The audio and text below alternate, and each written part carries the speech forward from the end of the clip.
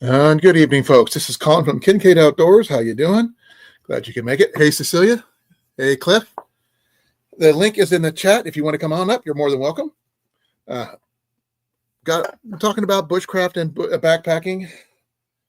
Trying to come up with a better topic. I was kind of busy today, so I'm planning ahead for a future trip next year when I get my knee fixed, so I can keep myself busy and things like that.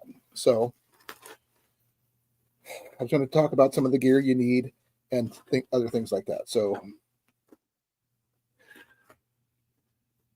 the link is at the top of the chat if you want to come up, Cliff. So I'm here. So I just had to get some stuff out of my truck that I'm taking over to Cornfed this weekend, such as his fire kit and some other things. So there's that.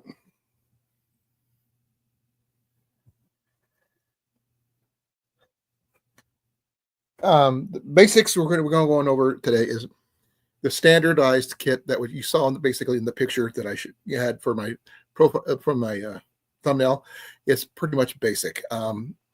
It will change according to the person, the place, the time of year, as per usual in any either bug out bag or anything like that. But I'm not doing bug out bags. This is going to just be strictly backpacking or bushcraft, depending on which you're doing. My bushcraft bag is behind me over here, so I'm not going to get into that until later.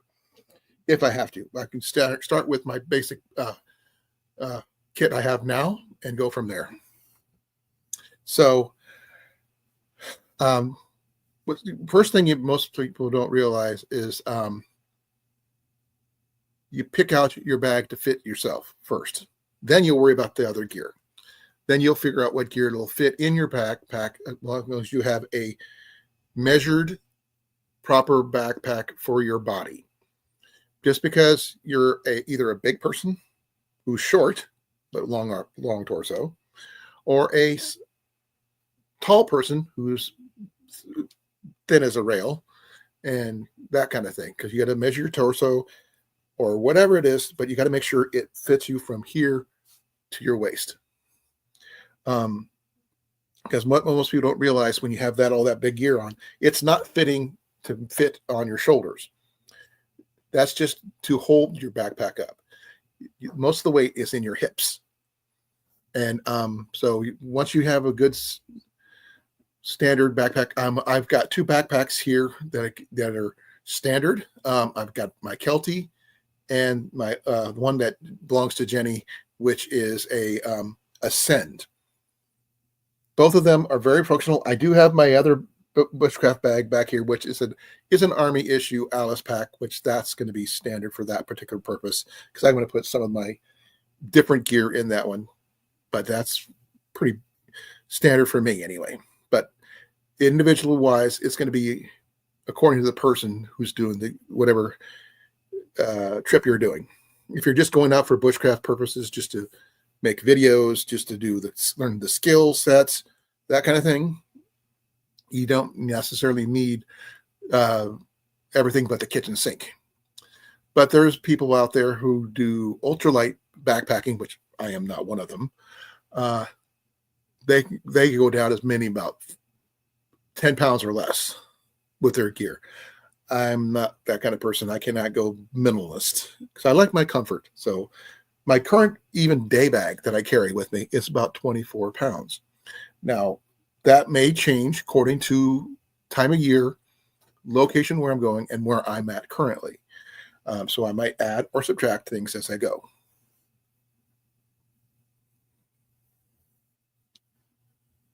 Okay, let's see. Oh.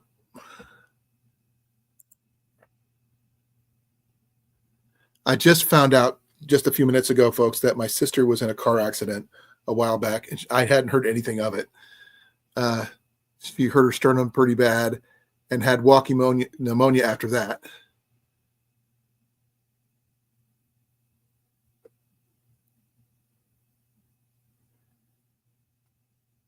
She just got beat up. She's not battered and bruised, but not broken. Her car is totaled, though.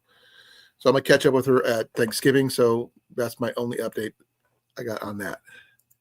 It is. She's going to be okay, though. She was actually on the way to the doctor, surprisingly enough, because she's a cancer survivor, just my older sister, Joni. So I'm going to try to go see her on Thanksgiving if I can. She's sore, but she's good. But she's a very small, frail lady right now, because she was never very big. She was tiny to begin with. But with her cancer, starting breast cancer, took a lot out of her, and she had a double mastectomy and things like that, and she has to wear oxygen 24/7. But she is a survivor. She's one tough lady. I will give you that.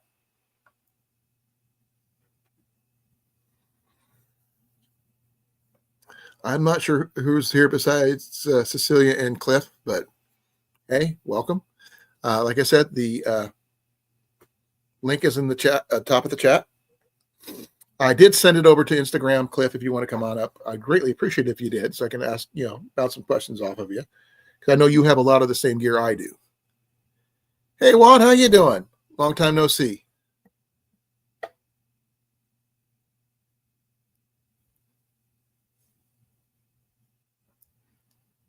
I'm going to check some stuff out here on Juan here.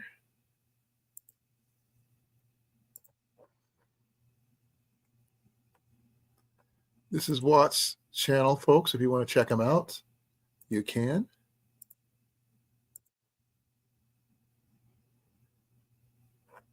And this is Cecilia's. Here comes Cliff. How you doing, brother? Yeah, doing pretty good yourself. Well, little stressed about my sister, because I didn't hear anything about it till like a few minutes ago. So I'm kind of stressing about that. But she's alive. She's vertical, which is always good.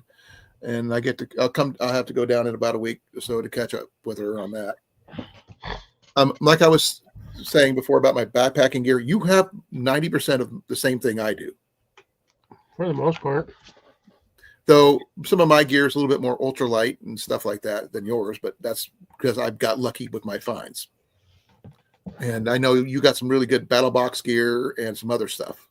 Yeah, back when battle box was actually worth paying for. Yeah, early battle box gear. Jenny does have a old battle box tent that I picked up for $5 at the Watch Your County flea market. Which I was kind of surprised to see that. Got that as it's a single person D.A.V. Their teepee tent is one of their introductory things. If you start BattleBox now, you get the tent with if you do the $150 version, you get the stupid tent for free or something like that. Well, she's got the bivy one. Okay, she got that one. Yeah, I mean I needed to give her a backpack for her bug out bag type setup, so I got her the bivy one because it's easy to set up. And there's not much to it. It's still good. Really isn't. Those bivy bags are pretty darn small. But the thing is, for one person, that's all you really need. So, well, you ain't getting two people in there. That's for darn sure. No. Now my tent is I got my Copper Spur 2, my big Agnes. That could fit two people if I had needed to. But that's in my bigger backpack. A bit of a tight squeeze on that one. My Copper Spur 2.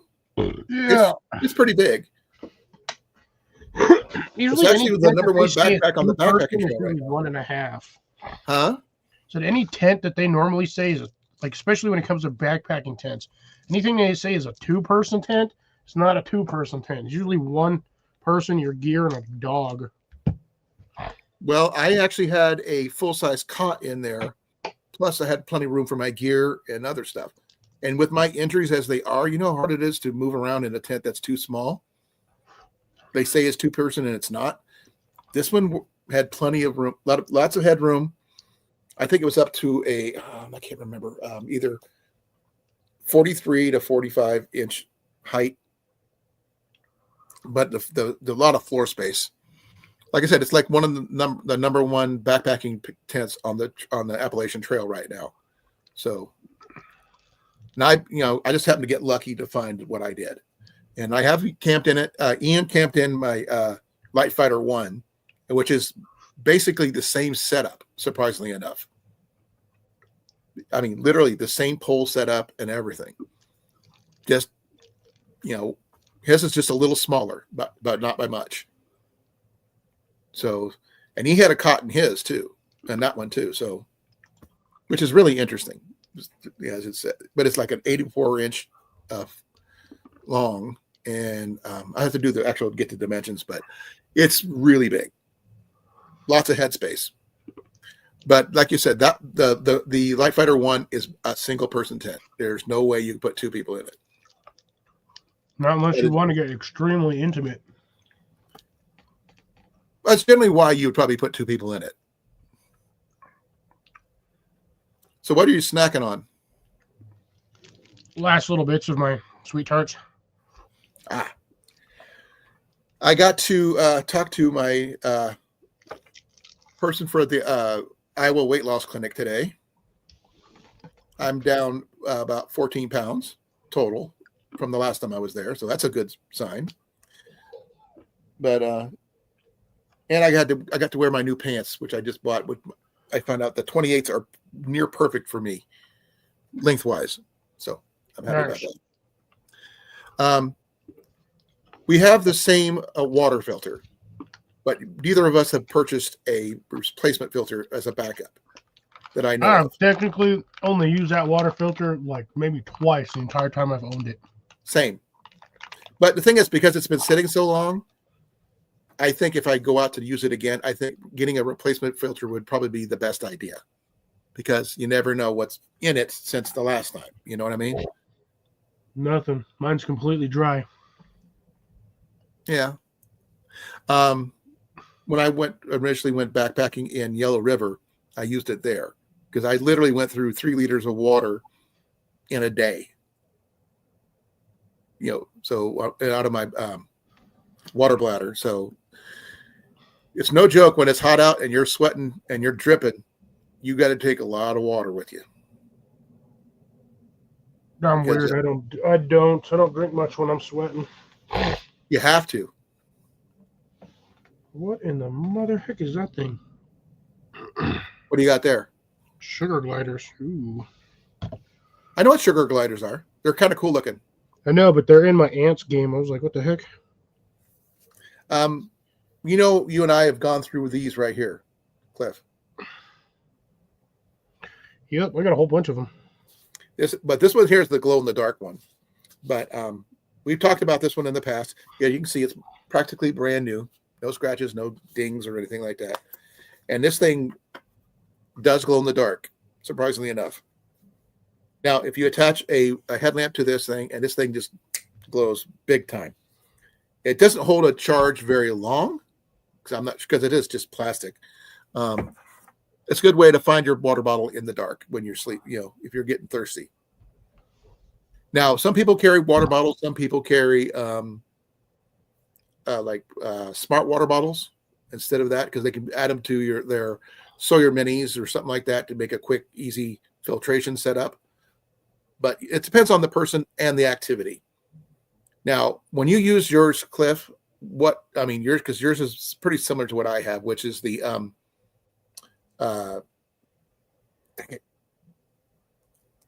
my brain just froze. The Catadine filter? Yeah, the Catadine hiker. Not the pro version, just the regular hiker, but the filters are the same for both. More or less, yeah.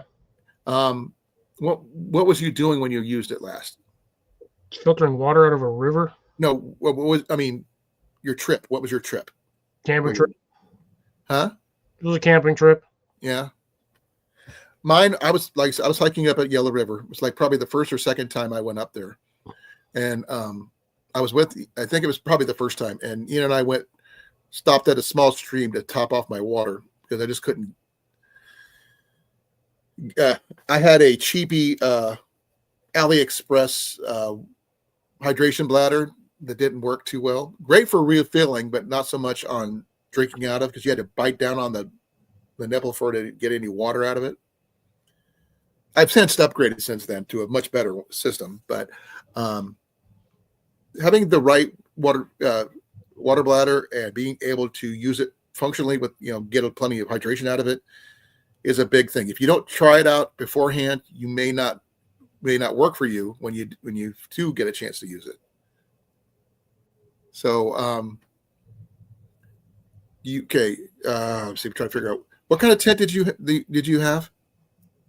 God, I've got an old Kelty 2, and then I have my Half Dome 2 from REI. Which one is the lightest of the two? Camp Dome. But the REI one. No, they're both from REI. Oh, I didn't realize. No, I corrected my old Kelty. I got that one at a Sportsman's Warehouse. I think it was a Sports Authority back in the day. Oh, I remember the Sports Authority. That's a long time ago. But I bought that in Denver when I was like 14 or 15. Wow. My first actual tent was a Colan dome, a family-sized dome tent. I picked it up in high school. Well, we had the family. We had an old kind of like the Kodiak cabin ones or the Kodiak canvas tents. Right. Ours was a Coleman canvas tent, but that thing was like you could actually physically stand in it and not even touch the. Right. We had those growing up too.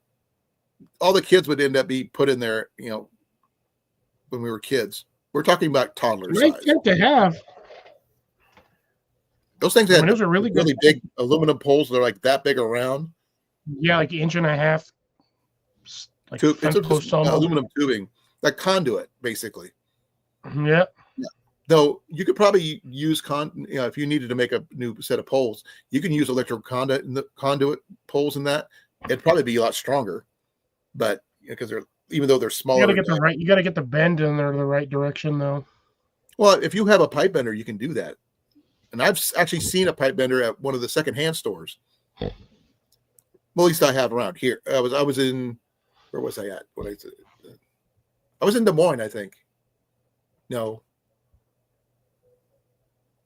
I was in Marshalltown, actually, when I went up to get my pants and stuff. But the only thing it's been, that I don't have a lot of right now is the food, because backpacking food changes and could due to budget and where you're going and how much you're going to need to eat on your trip. Because having like trail mix and jerky and stuff, it's a great snack, but when you have someone like my boy Ian at the time, he'd have his own trail snacks and all that stuff, and he'd eat all his, then start working on mine before we, got halfway through the trail. But as that happens when you're like 12 years old and just burning through a ton of calories. But what kind of stove did you use on your trips? On that trip? I always had my Whisper Light.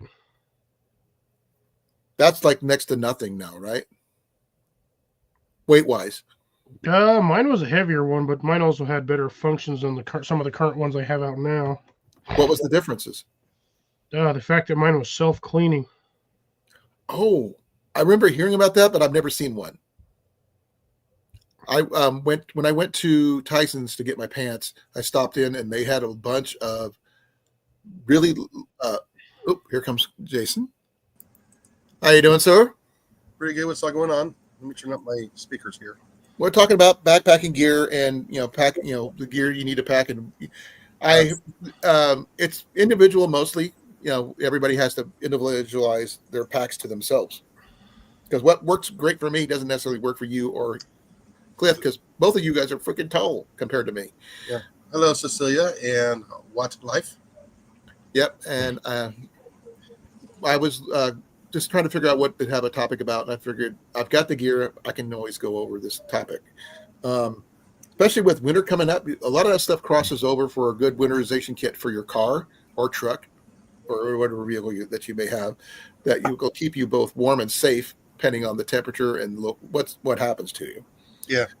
And the most important thing of all, food and water. Well, okay. If it's in the winter time and there's like snow on the ground, you can have water. You just got to figure out a way to melt the water in order to drink it. Because if you're melting the water, you're boiling the water, then you're purifying it. I'm upset on that, but because you really can't filter snow too well without melting. Yeah, once you boil it. Yep. Well, you got to melt it first. Obviously, I just said that. But I'm not sure. Can snow be contaminated as it's coming down? Yes. By what? What's Air molecules. No, I didn't hear what Jason said. in the atmosphere? Unless it's like ash from a volcano, I don't understand. No, it's all the pollution that's in the air. Smog, fog, car exhaust. Okay. That's why I all know that about freaking don't eat snow the yellow don't snow smell part. fresh. But no, that's a given. Yeah. Cow flatulence. What was that part again? Cow flatulence. Cow farts. Methane, you mean? Methane. Methane. We all say Sorry, methane. methane. Okay. Or butane. Clean, efficient propane type of situation. Now, Ian does have a small stove like the one you have, but it's like, I think it's a Walmart brand that he got from Dan. And he loves the thing. He hasn't used it, unfortunately, but he's ready to use it when he can. But the only problem I don't like about those is the canisters. Because once the canisters are empty and you're on a trail, you have to carry that canister until you're off the trail. Yeah, but a canister weighs way less than it started off with. I don't know why everybody always complains about that, carrying around something empty. You dragged it out there full of whatever it was that was in it. You're going to sit there I and mean, cry if about you, a canister that weighs like maybe 4 ounces when it's empty. well, that's why I Versus like the, my alcohol stove. 15 that it weighed when you walked out there. Well, I like my alcohol stove, though I have seen some. Okay, you know those butane one burner stoves that people have been using nowadays that you see at Walmart, the really cheap ones for like $20-$30. Yeah. They have a version of that particular stove that's even smaller, about this big, Cliff, but it folds apart. Yeah, I've seen those. That pops out. I was considering about getting one of those because of space. Only thing I'm a little worried about is how much it weighs totally. But since I don't know, I have never felt one or seen one in person, I can't say. But it looks like it would give you can use the cheaper canisters, butane canisters that you get like $2-3 on at Walmart. And they last you like 2 or 3 days per one of those. That's not too bad. Depends on what you're cooking. I mean, if you're actually cooking, if you're instead of just heating up water, because if you're bringing about backpacking meals of any shape or size, you're only heating up water anyway. Yeah. Now, if you're doing a full-on bushcraft setup, then you could probably use that with a regular, cast iron skillet and do it that way and just cook whatever you're making there. Or you can do like those guys on Instagram and TikTok that the big cooks the steaks and all that stuff. Yeah, I'm familiar with that. So, yeah, you're our big steak eater. Wait till the burn ban is lifted. Now, I don't know if you're allowed to use propane stoves or anything like that outside or not. Jason. Yeah, we're allowed to use the propane barbecues, but I prefer wood and charcoal. Oh, I understand. I prefer charcoal and wood any day. But I mean, oh, excuse me. You okay, Cliff? Yeah, I'm fine. You shook your head, then you went off. You just like hid. Nose was itchy. Cecilia says hi, Jason. I said hi earlier. Watt Life is just in and out. I put their link in the chat if you want to follow them. I was going over the stuff that I have here, and I have 90%, 95% of what I need for a normal backpacking trip, including my hiking poles. Now, I know Cliff's got hiking poles, but I don't know if you or Molly have them, Jason. Yeah, Molly has a pair. Are you not a fan I wasn't paying attention. about hiking poles? Hiking poles, they're good and bad at the same time.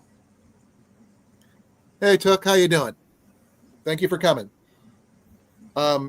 Yeah, I mean, I'm a firm believer in hiking poles. I wasn't originally until I tried a pair, and going up and down hills, it makes a world of difference on your knees. For stability, yes.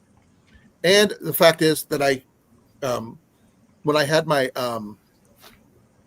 my French Army Commando tent, I swapped out my poles for my tent for my hiking poles. It cut my weight down by about 2 pounds. And the fact is, I mean, if you're going to be hiking with the hiking poles anyway, and you could replace your poles, go ahead and do it. The weight difference is a big help. These are the ones I got from Dan. These are just Cascade Mountain Tech ones. They're really, really comfortable. I want to use them a couple times so far, but they have a really they're not cork handled, but they're really a good comfort grip, as you can see. And they do have the baskets for both winter and all different style of terrain. Now, Jason, what kind of water filter do you use? I don't have one. I figured you'd have one. No. We were supposed to get one. Problem is, the adventure van went down. The what? The adventure van went down. Oh, yeah. Okay. Yeah. Now, I was looking on several websites. I found one for, I think it was the Sergeant one I was looking at yesterday. I told you about that. It actually had a lot of good water filtration stuff. Sergeant Troy's, and you never know what you're going to need, and the fact that they had water filtration stuff, which is a good idea to have no matter who you are. It just they actually had a Sawyer Sawyer squeeze for $28.99. That's pretty cheap. Actually sounds about right for the price. For what you're getting. They still have the gravity feed system for $46 and a Sawyer Mini for $24.99. So that's not too bad either. But only thing I don't really like is they have the 16-ounce those bags that they come with. Not a big fan of those, but most people replace those anyway with either a platypus or something else container to keep your water in. Took says they haven't forgot the seeds. Cliff, they're talking to you. Okay. Still, I forgot what seeds we were talking about in the first place. I'm going to move you down to the middle, Cliff, because probably a tree or something that I wanted or something. Please refresh his memory, please. I'm pretty sure he told me like 2 weeks ago, and I asked. My brain is elsewhere today. Are you okay? Oh yeah, I'm fine. I'm just bored out of my mind. I was stuck inside all day because it was trying to rain and snow. Oh yeah, how did that work out? Yeah, it was really annoying. It snowed a little bit on and off throughout the night, so I woke up, there was still a little bit of snow on the ground, and then it's just been kind of wet and miserable all day.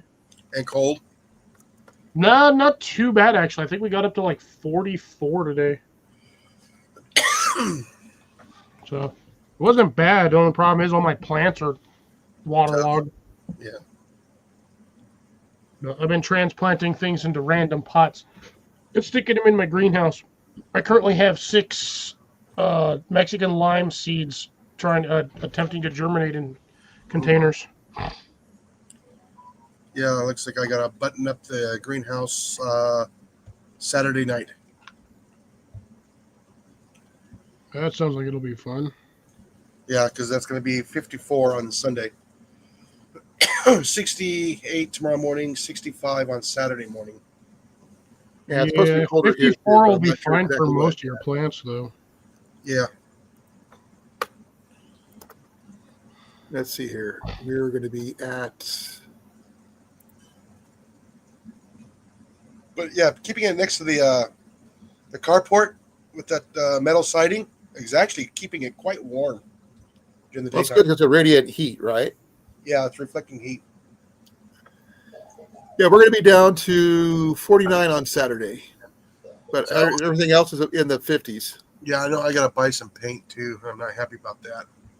Why? What do you need paint for? I was going to get that reflective silver paint and paint the side of the carport so it acts like a mirror and reflects a lot of the heat onto the greenhouse. Oh, okay. For You're time seeds. Oh, the pine seeds. Okay. Oh, Cuban time. Ah, gotcha. Oh, I thought you said pine seeds. I thought you said pine seeds too. I said time. Time. It sounds like pine. So the H is silent. I didn't say Cuban time because I didn't read that part, but I just figured time seeds would be enough. Yeah, I need to see if I even have seeds for time because all my plants died. Because somebody in my household killed them after knocking them off the planter. Yeah. Hey, you got plenty of time. Surprisingly, the pots didn't break, but the plants did not survive. Well, you got plenty of time to plant more seeds. I do. Really sucked as I'd had the ones that I did have before I accidentally killed them. Had those things for 3 years. Ooh. It's a seasonal plant. So you've been redoing the seed. Have certain plants go to seed and just reusing the seeds? No. If the funny thing is with annuals is you can actually get them to go over the season if you keep them warm. Okay. I wouldn't know. How does your new I guess lean-to, whatever it is, your little building you built, is it going to be a greenhouse or what is it going to be? No, it's just going to be a shade house for next summer so my plants don't fry in the sun. Well, my cousin put out a video today. 7 months and a shakedown for the sailboat. Oh. Yeah, restoration to shakedown. Okay, this is what it's called. There's the name for it right there, Cliff. I'm not familiar with that one, to be honest. Cuban mint, Mexican oregano. Yeah. Interesting. Yeah, as I was telling Cliff earlier, Jason, I went to the Iowa Weight Loss Clinic today for my second checkup. I'm down 14 pounds or so. Well, and they said I need to eat more protein. So a lot of jerky, a lot of, meat. So that's my biggest issue. I got to eat more meat. So I was thinking, if I could go hunting, it'd be a lot easier just to go get some, but not so much right now with my knee. Squirrels are easy. Rabbits are easy. Not where you live in town. They kind of frown upon that, Jason. Well, you got that big fat bugger under your shed. Yeah. That one I have permission to, but I don't always see him when I need to see him, unfortunately. Sit out on the porch. Called bait. I don't know what he eats because he's not eating in our yard. He's just living there. So we're just trying to figure out. Jenny's seen him once this year. I haven't seen him at all. Maybe once, I think. I can't remember. But I missed seeing him, but Jenny saw him. Bucket in a 220 conibear. I don't have those kind of traps, and I'd rather not go and do any trapping in town because in case of we do have a lot of stray cats. I'd rather not get a cat. You put it in the bucket, and you put the bucket over the hole. Well, just because the hole I see it doesn't mean it's the only hole he has. Yeah. Well, that's why you just put a hole in the top. You stick a string through there. You tie it to fruit or something. You pull it up, put a knot on there. You stick the thing on there, and you just put something on top of the bucket so the bucket don't blow away in the wind. And when you hear a big old snap, then you know you got something. Oh, you and most likely won't be. I probably won't hear it from in here, Cliff, because it's like way back there on the other end of the property. No, you will not hear it snap. Go inside that bucket? Nope. Not from halfway across my property and inside my house. You know, I thought I would hear that rat trap go off with the rat. Nope. I mean, it was really, really muffled. And it's under my wood pile, unfortunately, too, Cliff. So I'd actually have to unbury the wood pile to get to the hole. Then unbury the wood pile. I can't. Says who? My doctor. I have a 10-pound weight limit. I can't. Yeah, that's lifting 10 pounds. There's nothing saying you can't drag 10 pounds.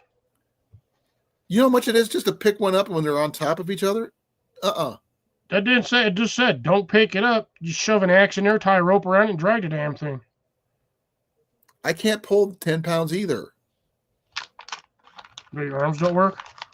No, I can't use my knees to put the weight on to move. Lean against it. It hurts my knees, especially my bad knee. And I'd rather not go down. And Doc would say, "What were you doing when this happened?" That's Jumping not a good. jacks. Yeah, not going to happen.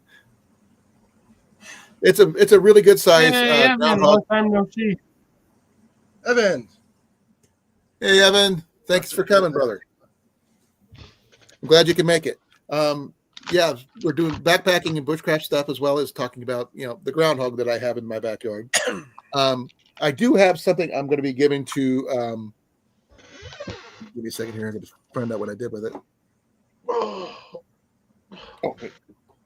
To Cornfed, if he ever shows up, I'm going to ask some questions. I'm going to be giving him some stuff on Saturday when I see him and his wife. I'm giving him this nice flint and steel set, as well as one of my big tarps to replace some of the stuff that he got stolen. So I think that's a good deal for him. What do you think? I'd give it 3 thumbs up, but I only got 2 hands. You do, but you don't want to do the third one. 2 thumbs and a big toe. What's 2 thumbs and a big toe. What's this thing doing? Why are you being weird? I do have a live trap, but like I said, I do have a lot of cats around the area, and I'd rather not risk capturing somebody else's cat. And unless I was planning on keeping a cat, I'd rather not. I already have 2. I don't need any more. Yay. Charged finally. No. But the thing is, I have recipes for groundhog, which I'd love to try. So the loudest animal in the live trap is probably going to be a raccoon. I haven't seen a raccoon in my area for a while. You don't need to see him. You just need to throw a can of cat food in there, and you'll get him. No, I'd end up with cats because we have more cats here than anything else, Cliff. Oh, you can eat them too. I'm not eating a cat. Nope. Jenny would kill. She would skin me first.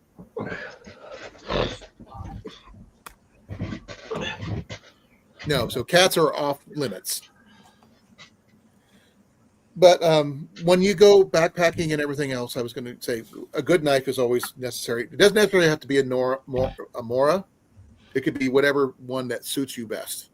It's a Mora. I'm sure Cliff's got a large collection of knives. I know Jason definitely does. Well, I'm wearing 2 of them right now.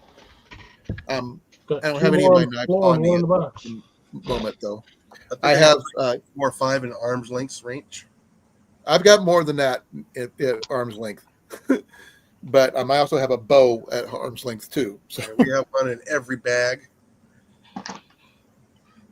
All the fishing gear each has a knife, sometimes 2. I can't use an air gun for that purpose in town, Evan. I'm sorry to say. I did talk to the DNR guy when Ian got his hunting license. I was allowed to take him down. The groundhog, I mean, but with my bow, and let him know what's going on. How you doing, Vike Fishing? Thank you for coming. I really appreciate it. Good evening, Vike Fishing. I'm gonna make sure people can get this set up here because I'm not get the channels out here for people can see them if they want to check them out. They got some really cool stuff. This one's definitely got some fishing stuff. If you want to talk about fishing, Jason and his dad are really into fishing. A lot more than I am. I have never claimed myself to be a fisherman. Now, my boy does, but not me. Here's the sad thing. Most of the stuff he's learned is self-taught. Yeah, it took me too. I also want to try lionfish. Lionfish are invasive.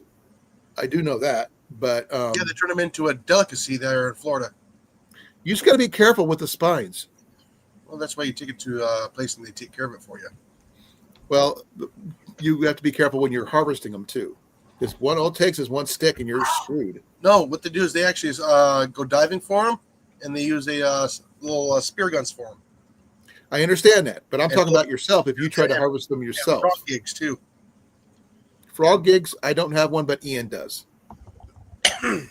Now, I'm not sure if in a bushcraft bag that might be something you might want to keep in there. Frog gigs.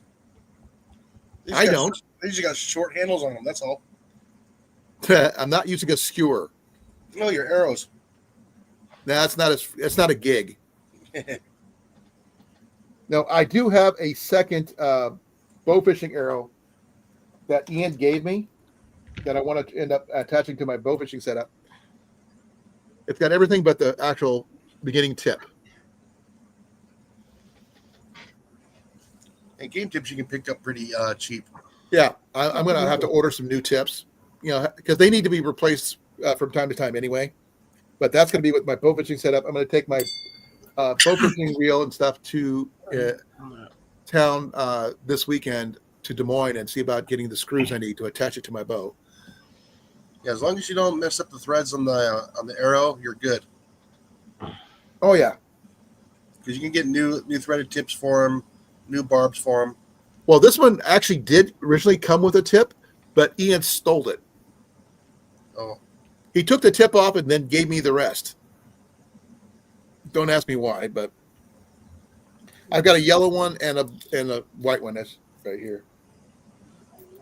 So I have a backup arrow. So I was going to have some backup tips. Now, I'm not sure if, Mike, if you do any bow fishing or not. I'm just getting into it, so I'm not sure. Because I carry a very small, compact takedown bows with me where I can go backpacking with it because it'll fit in my backpack.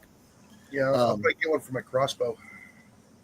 Well, Ian's got that bow fishing crossbow that he's got that he wants to get. All he needs is a new string in order to be able to shoot it. But he just hasn't gotten around to doing that yet.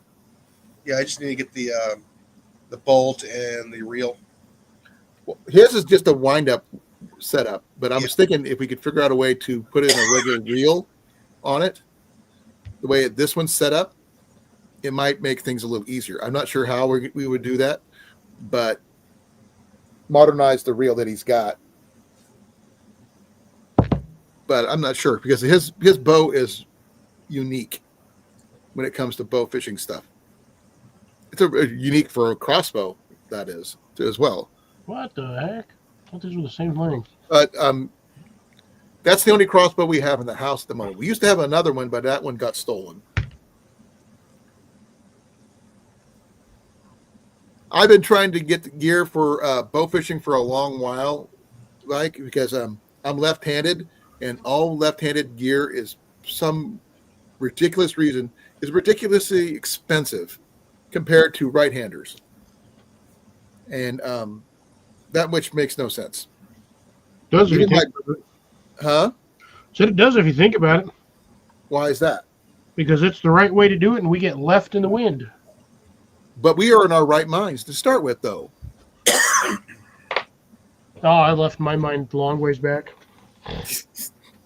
Anybody sees it, let me know. It's on track 9 when you Yeah, go we off saw the that. marbles earlier, but we didn't pick them up. Well, it's the steelsies that you can pick up because we have magnets. I have a whole ton of magnets all over. Yeah, but around glass me. ones are more fun to watch them explode when they hit something, because then they actually leave a mark.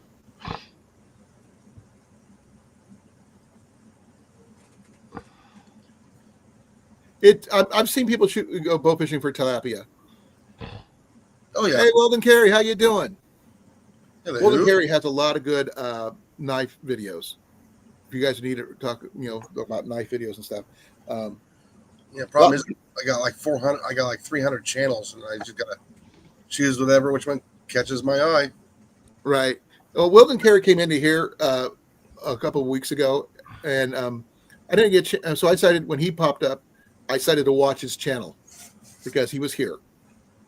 and I spent about a good half an hour, 45 minutes in there in this channel, talking to Tuck and a lot of the others here.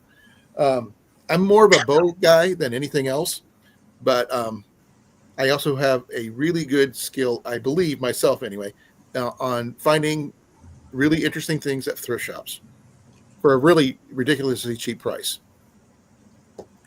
Jason and Cliff can attest to that. They've seen some of the gear I've acquired. Now, like you've seen some of the knives I have, Wilden. It's just there's one I mentioned on your channel is my 1960s trade knife that my friend made the wrong sheath for. Not sure what brand it is, but it's a really freaking cool knife, and I got it sharp where I can shave with it if I needed to. Don't want to, but it's sharp enough for that.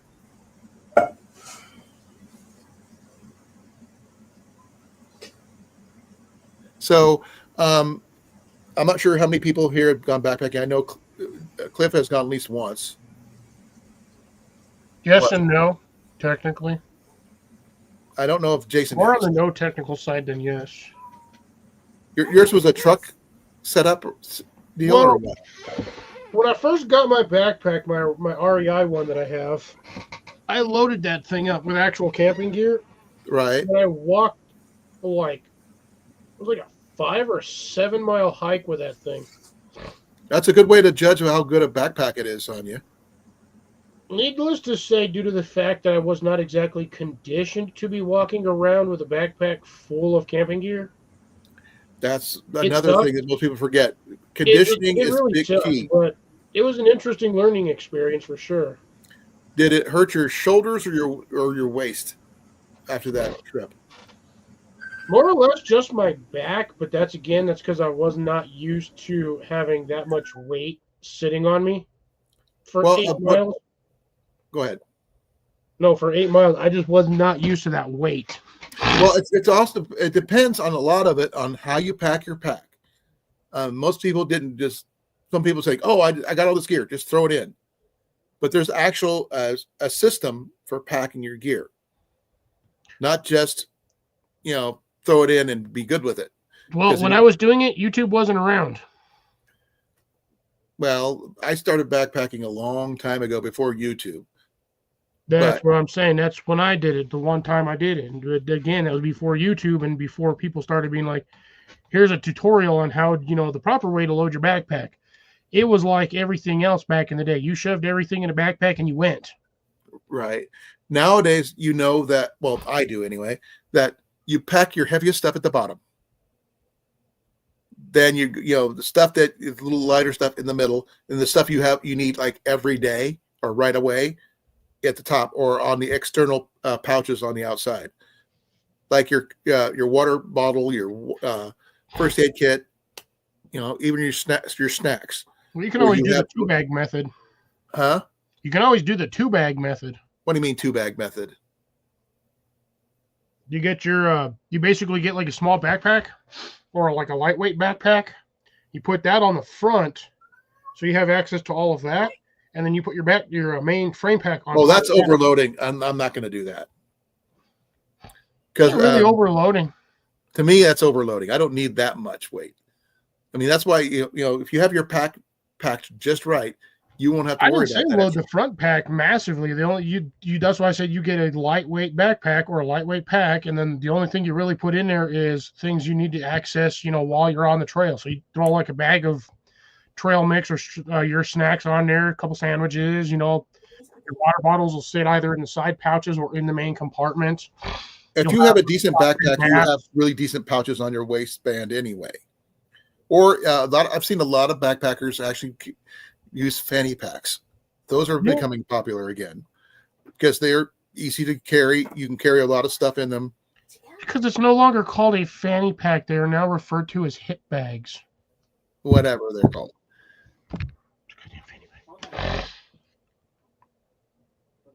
Just a minute, okay? Okay, that's cool. I had to work at a thrift store for like 3 months earlier this year, and I found some ridiculously good deals while I was working there, including 9 backpacking tarps. This is just one of 9 of them. This is a War Bonnet Cloudburst. I paid, let's see, what did I pay for this one? I think this one was like $395 for this one. The tarp itself was probably about between $175 and $200 on the website. And this is the one I'm giving away to Cornfed, so it'll help replace some of his gear that he lost.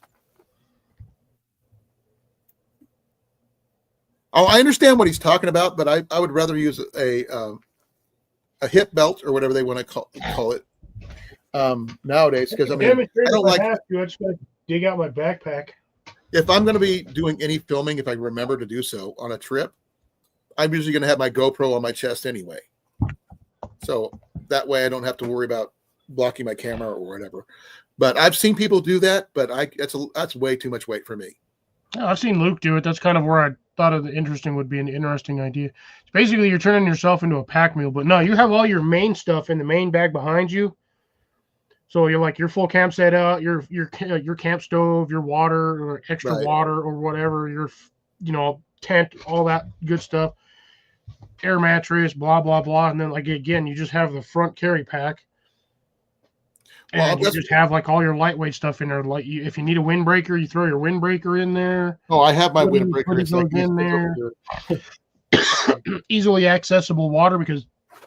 Give me a second here. The way most backpacks are designed, you cannot access the water bottle pouch. The stupid pack, the pouches on the side, because of the way the way it sits on you, they're too high up. You can't monkey bend your arms that way to pull that water bottle out. Some pouches have them slightly lower, but majority of frame packs, because of the way they sit, that water bladders or the side pocket for the water is up pretty high. It's hard to reach it from behind. So if you need water, you got to stop, take the bag off, set it down, get your water, and then put it back on. Yeah. Give me a second here. So this way, if you do it the other way, you have, if you're going out there with an Nalgene bottle, you can just stick the Nalgene bottle in the front pouch. You're good to go there. Probably keep a spare filter in there just in case. Like I said, I'd say a lightweight Cuban fiber or whatnot tarp in front just in case there's an emergency.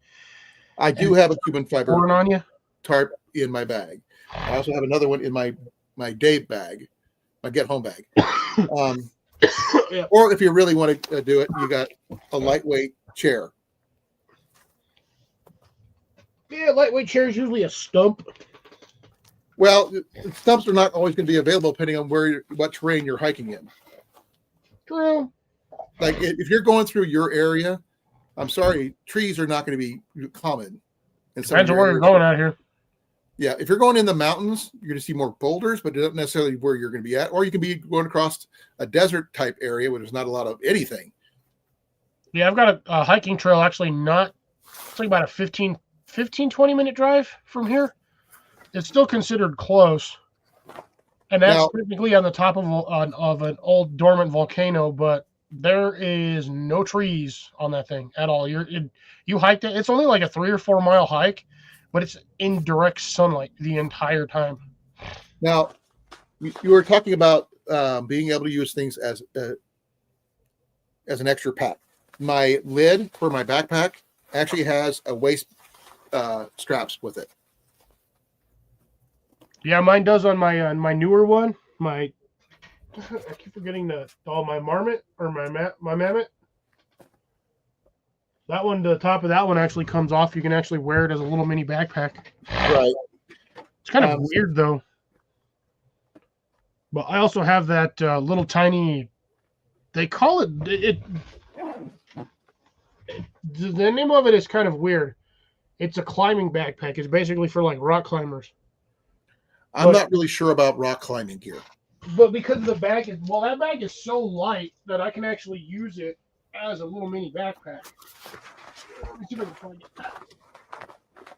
Where did I stick it? Buried up here somewhere. Under all my stuff. That ain't it. That ain't it. That's a t-shirt. I had buried I over do this have a Cuban fiber tarp that I carry in my gear, along with my Kelty, in my Kelty backpack. But I have my copper spur Big Agnes tent that I use too. It gives me a lot of space in here. Aha! There it is. And I got this fairly cheap at the D.A.V thrift store. It's a lot bigger than the one I used to wear, which was a Sen backpack from. That's actually the bigger one.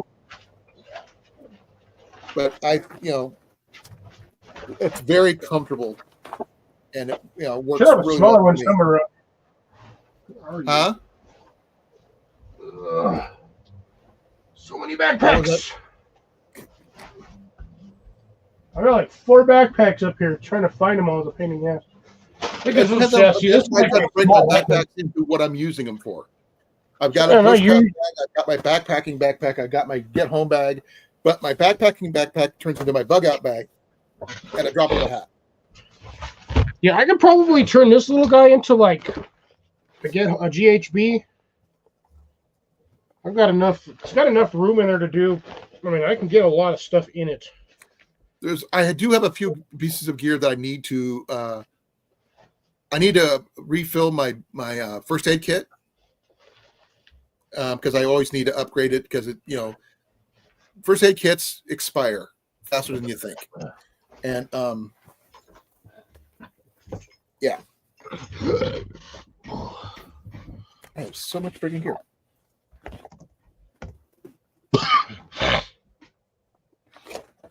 Give me a second here. I'm gonna try to close this up a little bit.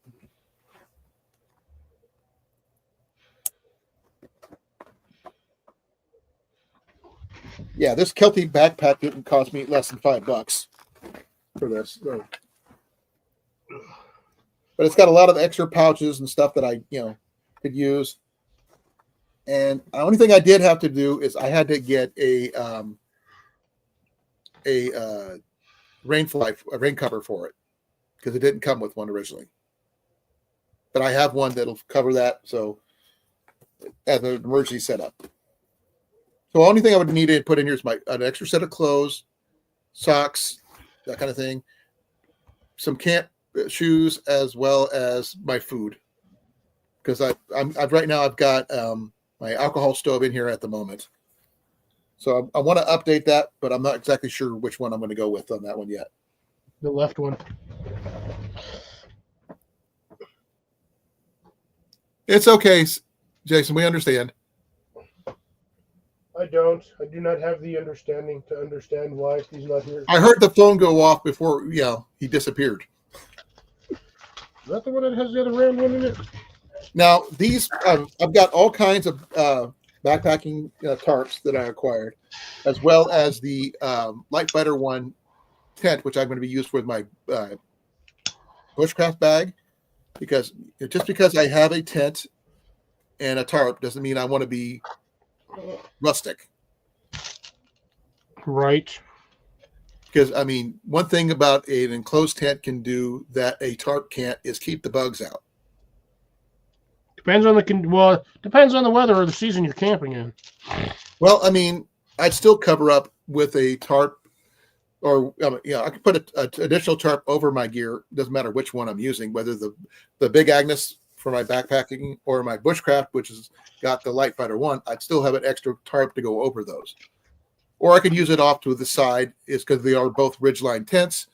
Tarp, which could be used either as a tent, as a tarp, as various other things that you can imagine. And I just got to add my sleeping bag to this particular setup. I did just finally finish up my winter gear for a winter camp out setup, but I still have to get some other things first before I can finish that up. I did find out that on the Light Fighters website, if I have a copy of my DD-214, they will give me a military discount on gear. So interesting. So I've got to get a copy of my DD-214 because I had to replace mine because mine disintegrated. Went through the wash. My wallet went through the wash too many times. Can you get those after you've been out of service for a while? What you need to do when you usually initially get out, you take your DD-214 to the court, your local courthouse, and you have it registered there. So they have that from forevermore. You just go down there, and they'll make you a copy. If it's been too many times, they'll charge you a small fee, but you still get a certified copy of your DD-214. So, but you can still get one of those even if you haven't been in service for. Yeah, my copy's still there because I registered it when I moved to town. Oh, okay. And that's similar along the same process of getting like a not a W-2, your social. Let's go down to the county clerks because it's in the system. Yeah, it's like getting your social security. You get I think it's 3. You're allowed up to 3 free ones for certain events. If you lose one, when you get married, and then for something else. Well, if you get and then they charge you like $50 to get the darn thing. This will be my 3rd one because, but I haven't had a replacement in about 10 years. Yeah, and the worst part is I'm pretty sure there's some clause under there saying you cannot laminate it. I'm not sure. I'd have to look that one up because I'd rather have it small instead of full size because you can't really carry a full size laminated sheet with you all the time. You roll it up, but yeah, because it's the same thing with the social security cards. It's BS. They put it on paper that is going to disintegrate if you accidentally wash your wallet. If this is for anybody dumb enough to actually carry their social security card on them, you're not allowed to laminate the thing. Yet you can laminate your license, but you cannot laminate your social security card. I know, which is really weird. It's because you have to sign the back. You have to sign the back. Technically, you have to sign your license, but it's the same thing with the credit card. You have to sign the back of your credit card, but they give you like the dumbest piece of like thing to sign it on, and then 90% of the pens out there don't sign on that, and when they do, it wears off in like a month from pulling it in and out of your wallet. Yeah, the copy of the DD-214 just to prove that I was in the military, that I'm honorably discharged, all that stuff, and that allowed me to get the discounts like on GovX and some other sites. I'm already a member of GovX, which is a good military, veteran site. But this one here, a Light Fighter one, they offer I think a 10 to 15% discount for military veterans. Good, considering those tents are like $400. Well, the thing is, I'm not looking for the tent itself. I'm looking for the cold weather kit to go with mine. That way, I could try to do a cold weather camp. Hey, CR, how you doing? Try typing on here. So, CR, how's it going? Now, some of the gear that I've got is not standard to everybody who backpacks, like we were discussing earlier about things. I got a very light backpacking chair. It doesn't look like it. For some reason, I thought that was a turkey leg. You must be hungry. You must be hungry. It looks like a turkey leg when you like side glance. I thought it was a turkey leg. I was like, "Where'd you get a giant turkey leg?" Well, I actually have some additional pockets right next to my main pouches on the outside here that I'm going to end up putting stuff in, which I have my chair sitting inside right now, right there. But I'm going to try to adjust that somehow, make it fit better. But that way I don't have to sit on the ground. Right now, my current condition with my knee being out, I can't. Ian was actually the first person to actually sit in this chair after I got it. And that was at the May Renaissance Fair in Mana. He found it in my truck and he snagged it. He goes, "Dad, I'm going to borrow your chair." But I haven't even used it. So. Typical. Well, he has a thing. What he always figures what's mine is his and that kind of thing. But I would just like to get him to at least ask, not assume. Just because I have it doesn't mean it's always available to him. Well, tell him the proverb or adage of assuming. Right. But I do have one thing in here that we discussed earlier, and that's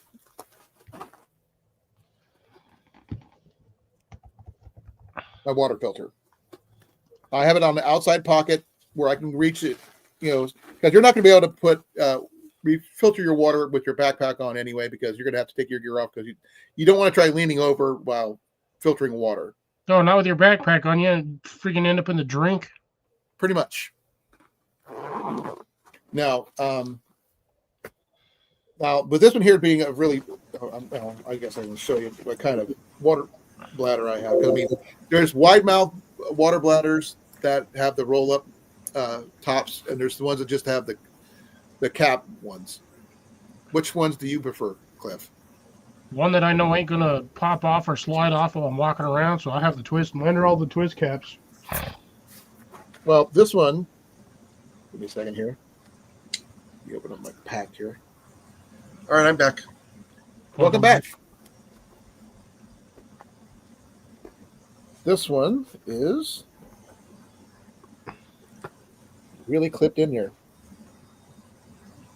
This one has the round cap on it. The one I originally started off with had a fold over and a slide over it to help close it off. Makes it easy to refill, but difficult. Yeah, but those things are always a pain to get on. You can get them off easy, but they're always a pain to put back on if you have that plastic. Exactly. That's why I swapped out to this one. They just don't slide on easy. Hello, CR. This is a Camelback, the one I have, and it's a 3-liter Camelback. I'd rather go with a one with more water in it. Yes, it's a little bit more weight because it's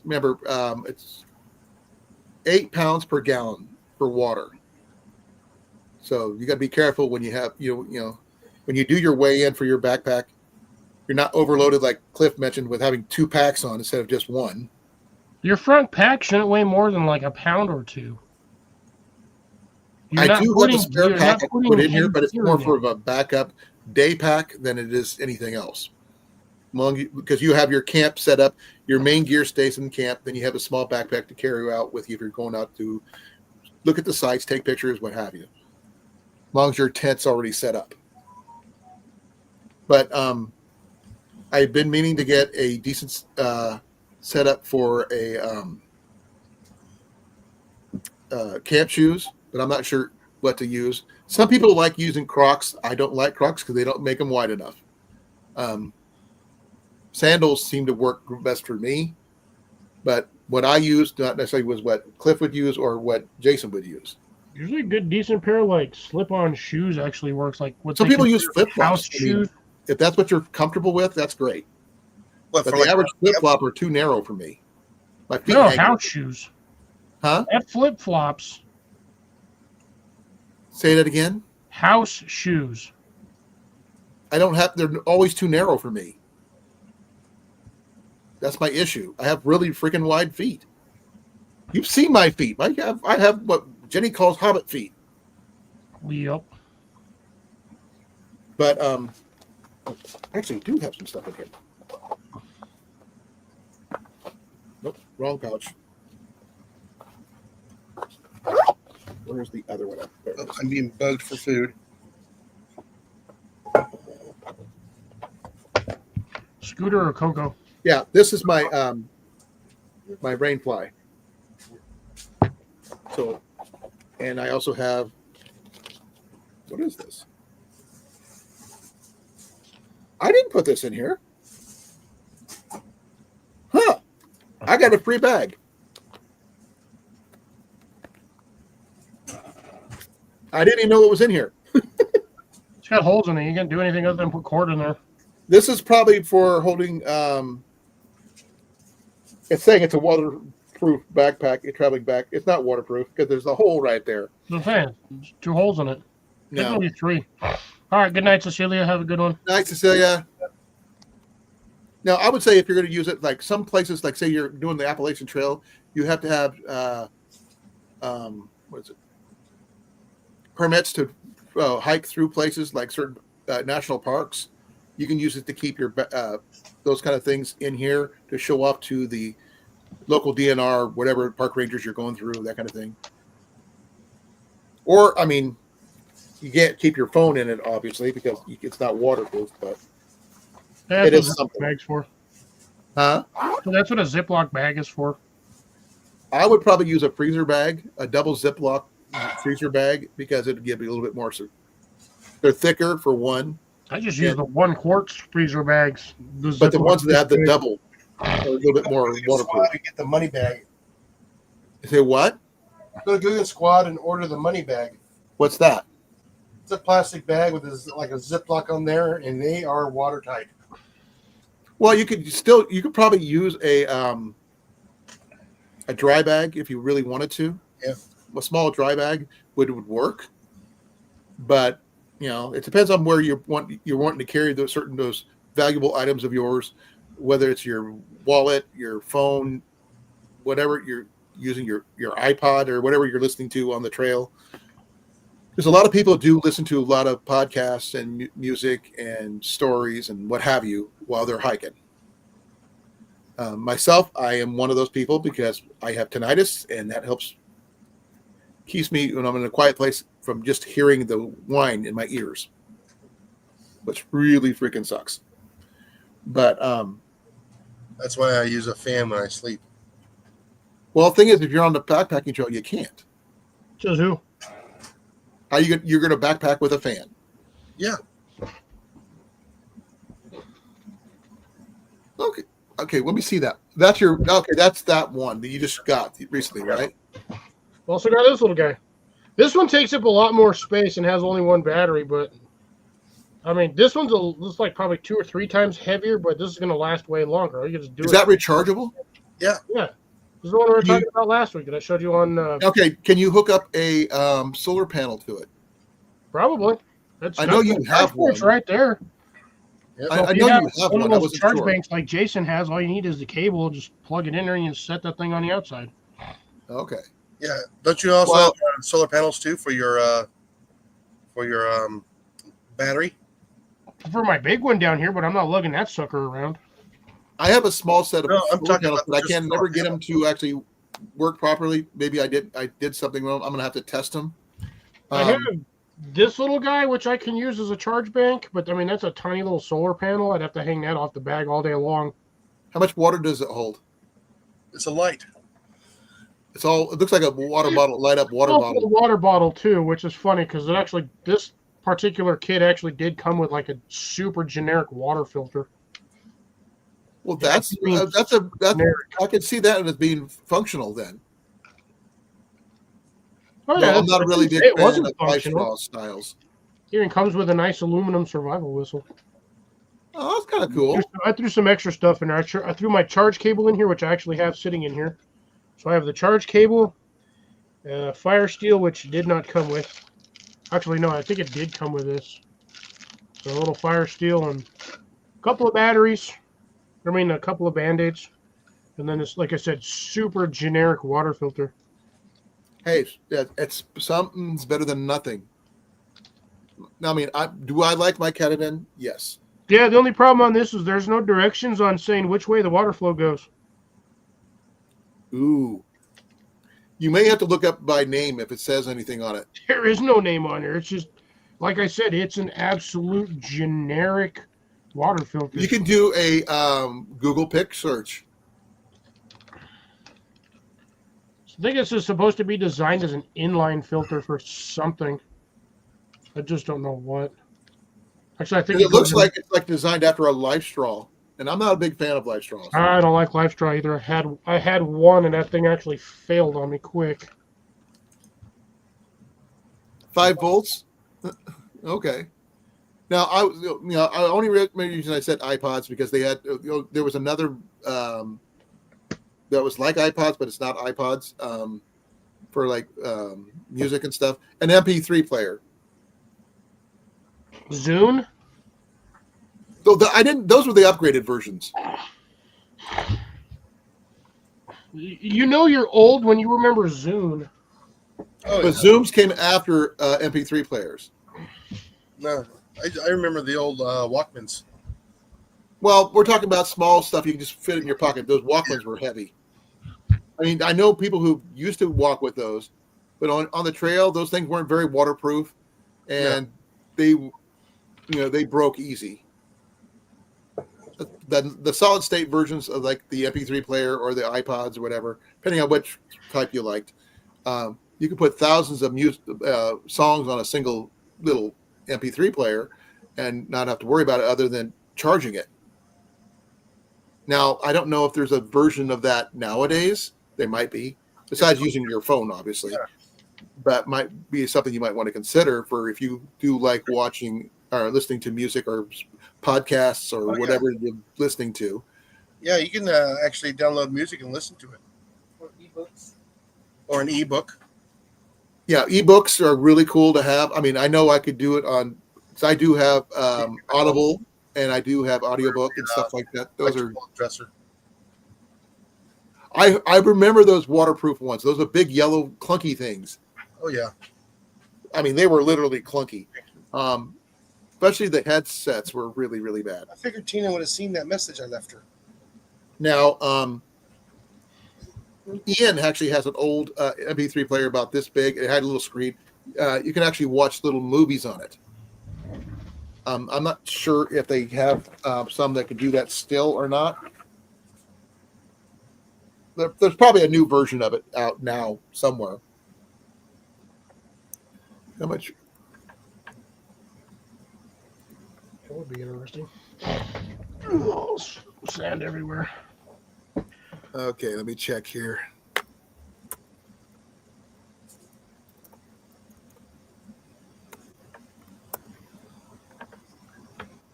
They do make versions of MP3 players now, but these things nowadays, holy freaking cow.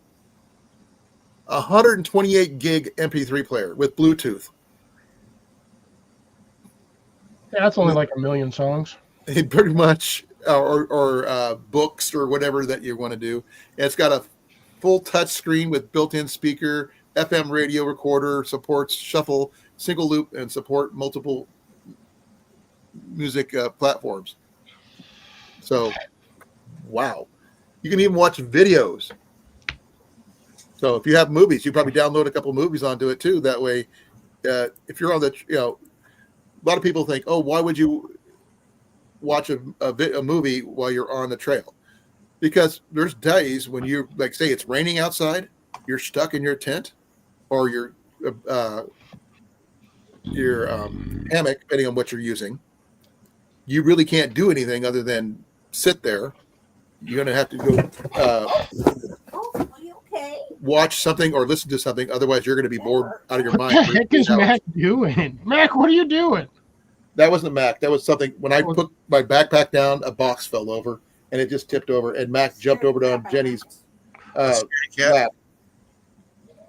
Oh, by It's the a way, box full of Jenny's magazines. But here's what I just found. I mean, it was the first thing that just popped up, and it's not that expensive actually. It's $22 for this one. Does it come with the headphones? Let me see here. I don't know if it'll allow you to do traditional, because I'd rather have traditional, to be honest. But I'm not sure. I'd have to let me check the.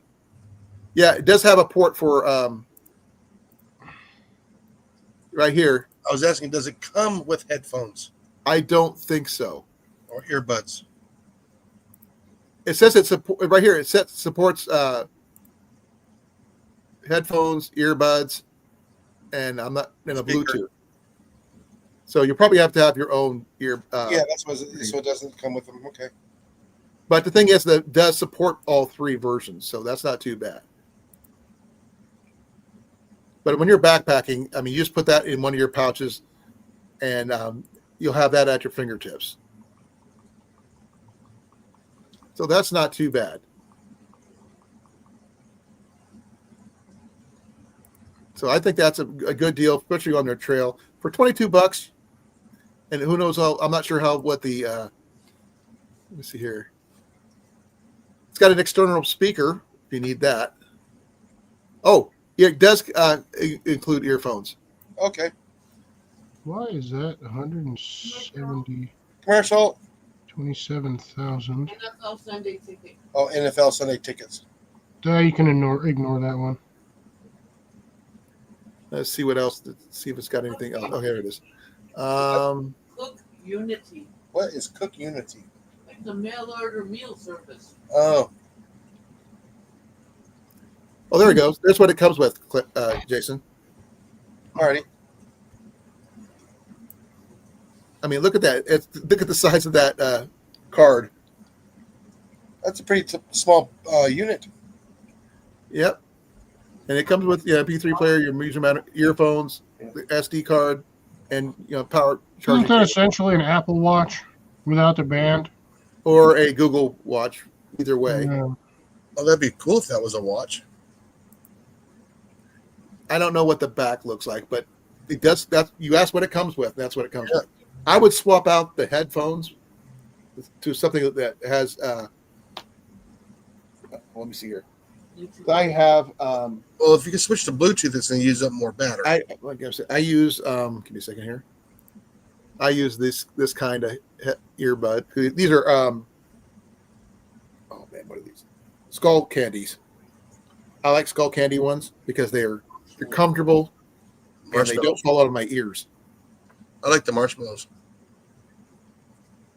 I'm not sure if it's a mini SD card.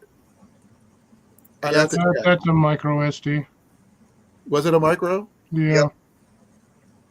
But you're not going to fit a full-size SD card in something that small. Card reader would take up 3/4 of the body of the housing. Okay, so that's not bad though.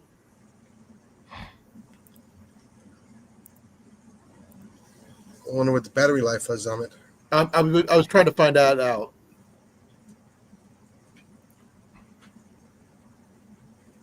Let's see here. Usually not much. On 3.7 that out of 5 stars. That's not too bad. It's got lithium metal batteries included. So that's good. thing. We have other versions of stuff, as you can see, that might work as the same thing. But this is just happened to be the first thing I found. This one here is $35, basically. But I want something with a screen where I could watch a movie if I wanted to, without having to hold my phone up or anything like that. Or you could use your phone if you wanted to, but that's using a lot of data and memory on your phone just to carry that around or be able to watch it. Just buy a burner phone. Yeah, but I don't really want to have to carry a second phone if I don't have to. But there's what it looks like. There's a video of it right there. Yeah, that's pretty small.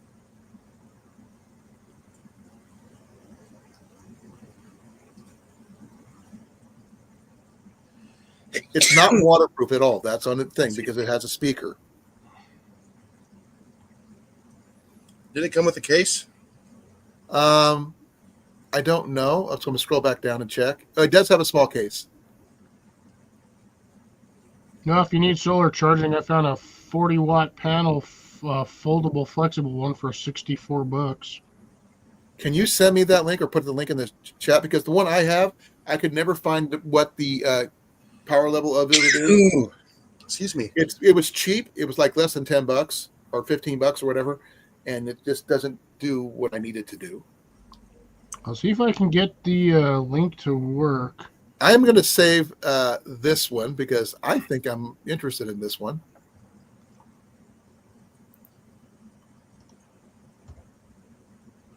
Oh, they also have the carry bag compatible one, but Okay. I got that saved to my house list. I'll move it around later. But $22, that's not bad.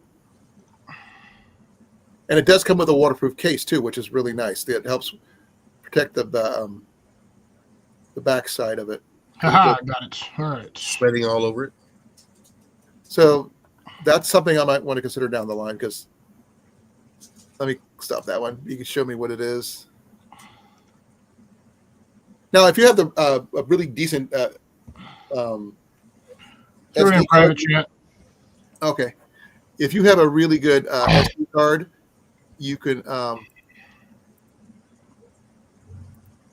That's not bad.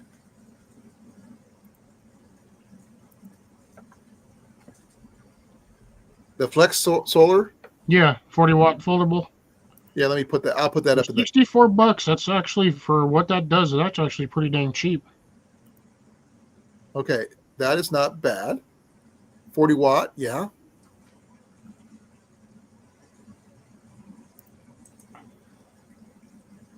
That bracelet. No, it's a It's like a 6-panel folding solar charge thing. Okay, what is this? 684 grams. That's how much it weighs, right? Yeah, that's the weight. The weight on the solar panel itself is 1.76 pounds. Oh, okay, that's right here. not bad. Okay. 19 volts. Wow, DC. That's a lot. That's a good. It's got 6 panels. Wow. Yeah, it's a huge. It's almost 50 inches long. I'm gonna It's check. definitely something you just kind of hang on the back of your backpack and walk around with. Okay, according to what I was using him as a guide, that's a pretty good size one. I just happened to randomly run across that. For food. Would you consider getting one of those, Cliff? Probably, yeah, I would consider it. Why don't you get another? No, I have my anchor batteries, which I really love, and I think that would charge up an anchor really quickly at 40 watts within a couple hours.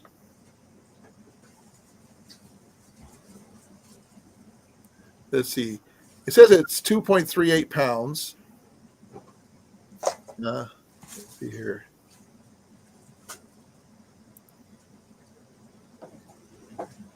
Yeah, different styles, but the small one is the. Oh, there's. I'm not sure if there's smaller versions. I had a 10-watt one for $30, but that's going to take a lot longer to charge everything. Right. I'd rather go with the one like you're seeing there. Yeah, honestly, that 40 water for $64, that's going to be a good price. She is scarfing that down. I'll be right back. Okay. Yeah, that one right there is the Flex Solar Panel Charger. Seems like to be the best bet so far. There's an 18-volt one. There's different ones. A 10-watt one. I would just get the 40 water. That way you can. I mean, it's going to put a lot more for what the size is. It's going to give you a little bit more bang for your buck for charge wise. Charge Right. a little faster than normal ones. I mean, you can get a 10 water. Oh, I'd rather get a 40. That 10 water may or may not give you, 30-40% in a couple of hours. That thing will probably fully charge whatever you got. Well, this one here, you should. It says 40 watts there, but you look down in the about this item, it says 18 volts. Oh, okay. 40 watts. Yeah, 40 watts at 18 volts. There should be that's. No, it says 18 watts right here. What it's telling you is the description of what's going to go out voltage wise on there. So max is going to be 18 watts for the USB. 40 output. Okay. You can charge phones, iPads, power banks, small power stations, and other daily electronic devices. Okay. I'm gonna. I think I need to add that to my list.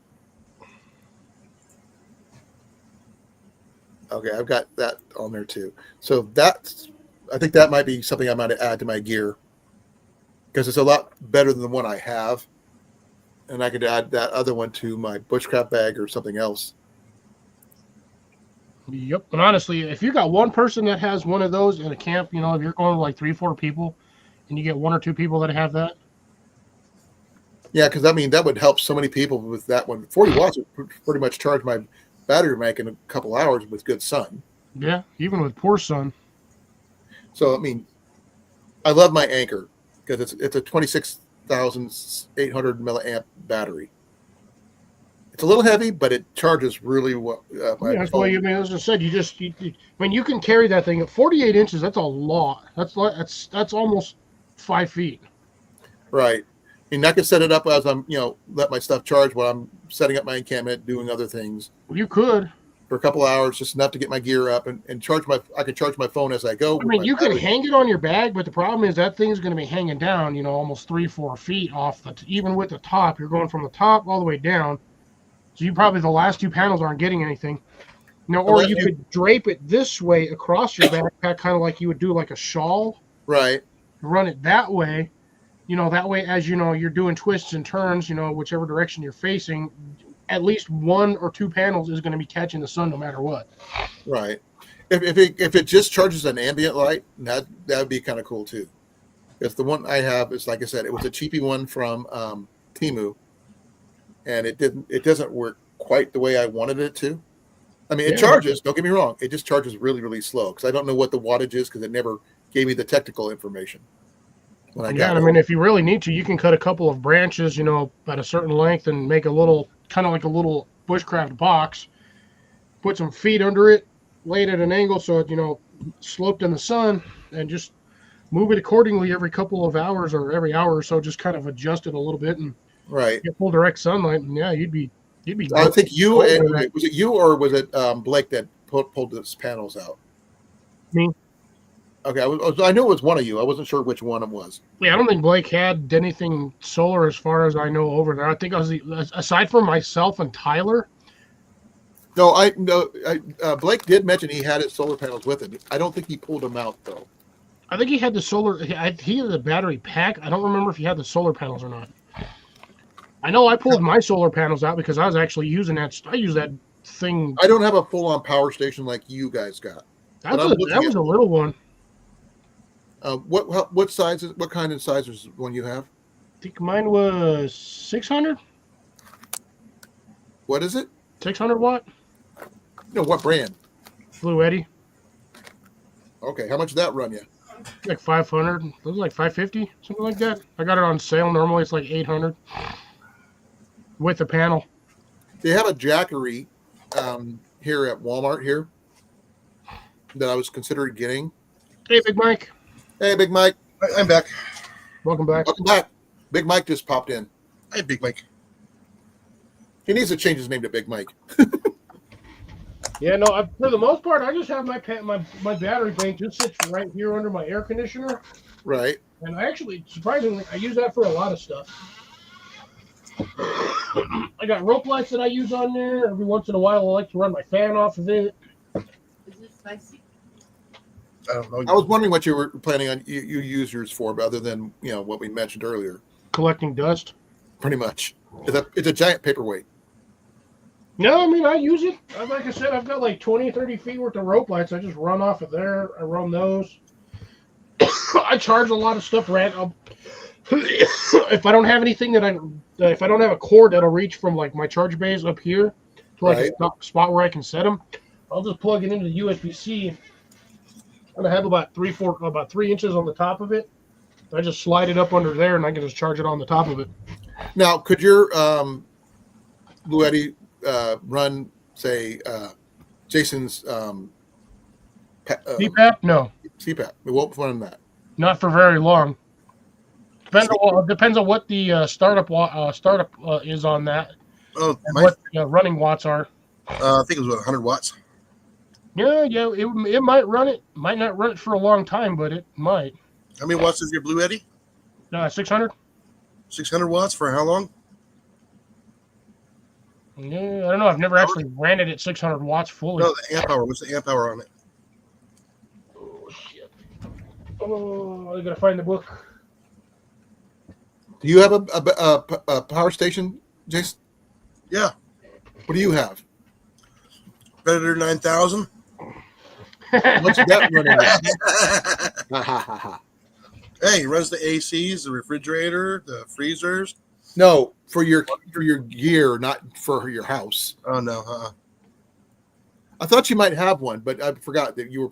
He's got that little solar battery bank, and that's it. Yeah. They can have 2 of those. That's not enough wattage. No, okay, so you got a Blue Eddy, right? Yeah, mine's the Blue Eddy. Mine was the 600 watt.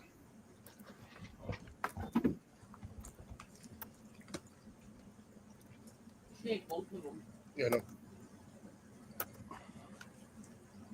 It'll probably be what, 4 hour, 5 hour, half hours. Something like that. So 100 watts, 150 watts, just to be generous. That's several hours. Okay, let me see if I can even find mine again. Nope, that ain't it. Yeah, 'Cause the one I was they looking at, change these things every like 3 to 6 months. They change these. they have a Jackery Power Station Explorer 290 at my local Walmart. But the ones online here, they don't. They have a 230, or sorry, Explorer 300 for that for $189. I'm not sure if that's better or worse. I'm not sure. Because I'm not sure about Jackeries, if they're as good as the Blue Eddies or the Eco Flows or even the They're all better than Timu. True. No, the But, jackets are pretty good. I was considering saving up and getting one just like my battery bank, my Anchor, but I'm not sure how well that would work, especially how much that would freaking cost me. Keep an eye for Jackeries at Harbor Freight because they sell them now. Yep. Yeah, they actually have their own brand of No, power they stations too. They did. They They're sold coming out. out in 2025. I got a video from that showed them some of their newest gear coming out, and they're having their own power stations. Okay. Oh, that's without the. So you can get the power station that I have for sub $200, but that's just the power station. So you have a 600 watt one, right? Yeah, I have the. Mine is the EB3A, 600 watt. It's 268 watt hours. But yeah, that one was $5.9. It's $5.99. You can get that with the solar panel. That's a lot of hours on that. Now, the one I'm looking at for 189, the Jackery it's an Explorer 300. It's refurbished still, but it's a 293 watt hours. Yeah, So but you're that's probably not just too bad, getting is the it? battery pack though. Huh? Probably just getting the battery pack. Does it come with the solar panel? No. Yeah. No, if I'm going to put the money down on those solar panels you showed me, I could just buy those separately. They're probably cheaper than buying the Jackery versions anyway. Yeah, except for the input connection. It's not going to be the same. I have to look up. Sometimes you get that weird the pin, the male pin that goes into the hole, kind of like a speaker jack. Mm-hmm. You'll get a pin like that. Sometimes you don't. It depends on the company. Mine's a little weird. What's really funny is I can actually charge mine with a Sony plug because Right. it's the same style. But Well, they do have the single panel solar panels there, but for $149 for an 80 watt panel, but it's freaking huge. Yeah, the thing is with my solar panels, I have a really weird connection on there, and it only works with that connection. So anything from Blue Eddy is going to have the same, probably 90% of the time or 99% of the time is going to have the same connectors. So you can connect those to other systems. Now, they do have a Jackery solar generator system, which has a 240 volts at 256 watt hours with a 40 watt mini solar panels for 250 for both. Yeah, I think my solar panel, there's a 100-watt solar panel that comes with it. Well, here's the one I just spotted here. Let me click on it, and it comes with. Here's the one I was looking at, Cliff.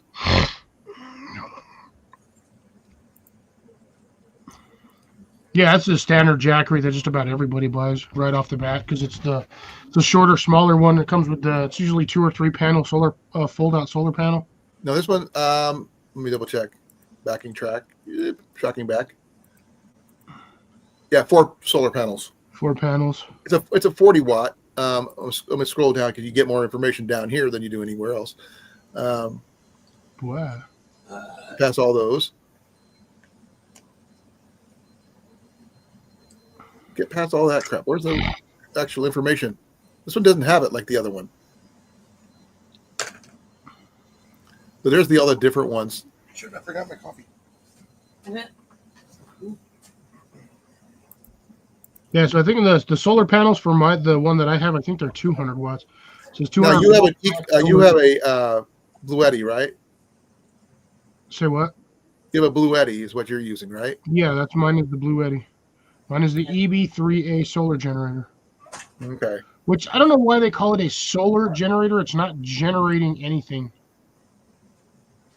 It's essentially a battery backup.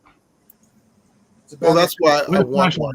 I mean, they got a really cheap one. If I would want to if I want to go generic, this flash fish is like $80, but I don't want to go that. I can't guarantee something like this one.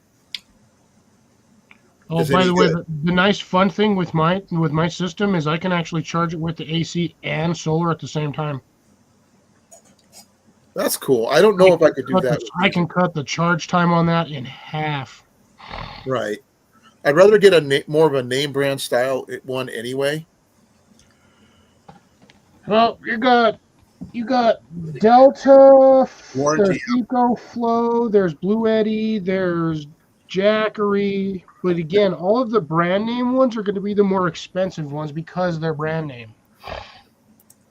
And they also have a better warranty. Yeah, that's what I was thinking. D.A.V. V-War doesn't have them. No. I would think they would. No, because if they had it, you'd probably get it. Andrew would probably get it. Ooh, there's no way that's right. Check this out. 100-watt solar panel? There's no way that could be right. Depends. 25-watt crystalline. If they're crystalline panel, possibly. Well, it says right here, 100-watt VPM is 5 volts.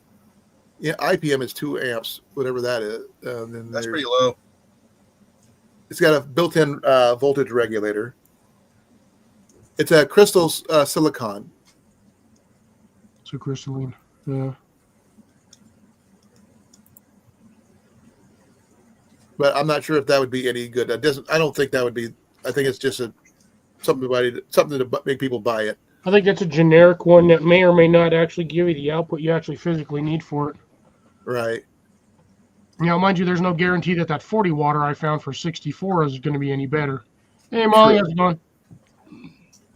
Well, you also got the Utilitech from Lowe's too, as well. Well, let's see. I want to find a decent one that has if it has a solar panel, awesome. But I don't want necessarily if I could buy something separate that would still work, I'm okay with that, But these all-in-one systems like this one here or this one here, I don't think that would be any good. Would be until your solar panel dies out. Right. Now, what was that blue one? I think that one was down on lower down. That one? Yeah. That one is a Westinghouse. Westinghouse. Okay, yeah, that's the other one. Those are Westinghouse is good, right? Yeah, dude, Westinghouse is an old company. Yeah. We're going back to the World's Fair in the 1800s. Yeah, that's Westinghouse was the first electro generator at Niagara Falls.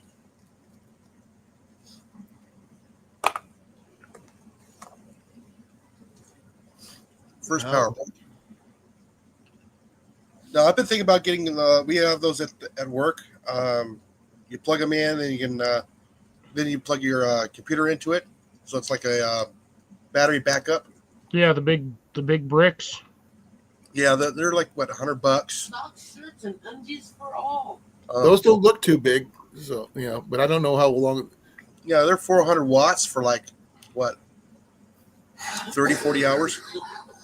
Yeah, Something Westinghouse, like that. interesting. I'm not sure if it's going to be worth it or not. Yeah, I think if you're going to get a battery bank, don't start with like the small stuff, because then you're just going to be like, well, this was a waste, and I'll have to go buy another one. Well, that's why I was looking at the battery. Yeah, I would start intro like a mid-range one, around $200 to $500. That's gonna meet most of your needs.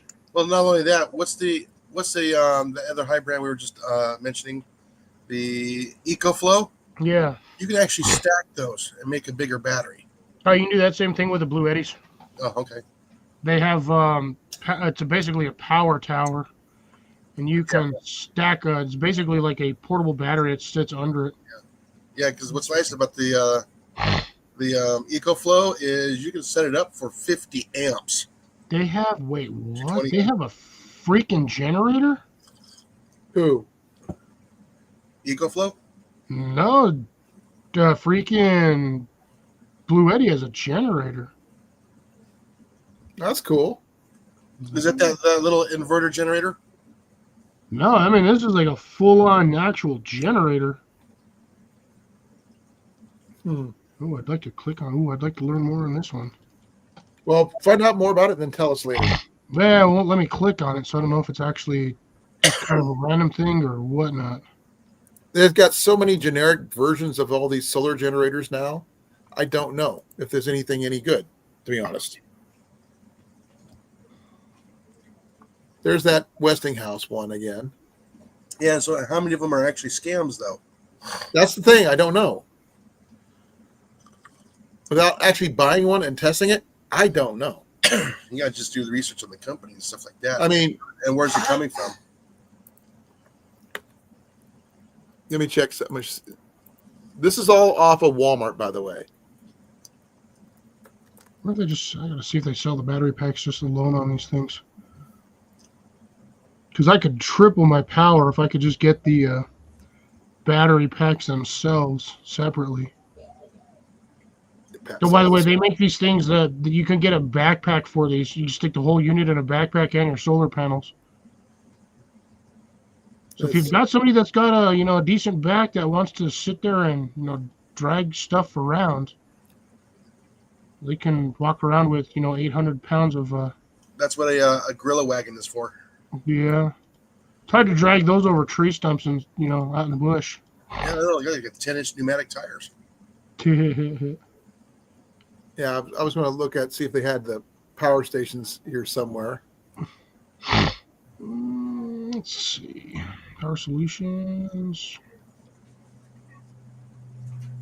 Oh, yeah, they have full-on portable power stations here that are 2,048 watt hours at 2,400 watts. I need to carry it in my truck. There's no way I'm going to be moving that thing around. 300K. Search. All the way to the top. Ooh. Hey, Cliff. Can you see on my Yeah. screen? Check this one out. This is a Anchor Solix C200, 60,000 milliamp, 192 watt hours at 200 watts. SD Mountain Man is in here. Hey, Scott, how you doing, brother? Yeah, I saw something kind of like that on Amazon. It was only 20,000 for But that's by a name brand $40. company, and the price isn't too bad. Yeah, but you still got to charge it. If you don't have a charge panel or solar, any way of externally charging it, you're sort of SOL. Well, let's see here. How's it charge? Holy smokes! That battery's $1,200. Jesus. Well, this one here, you can use solar power panels with this.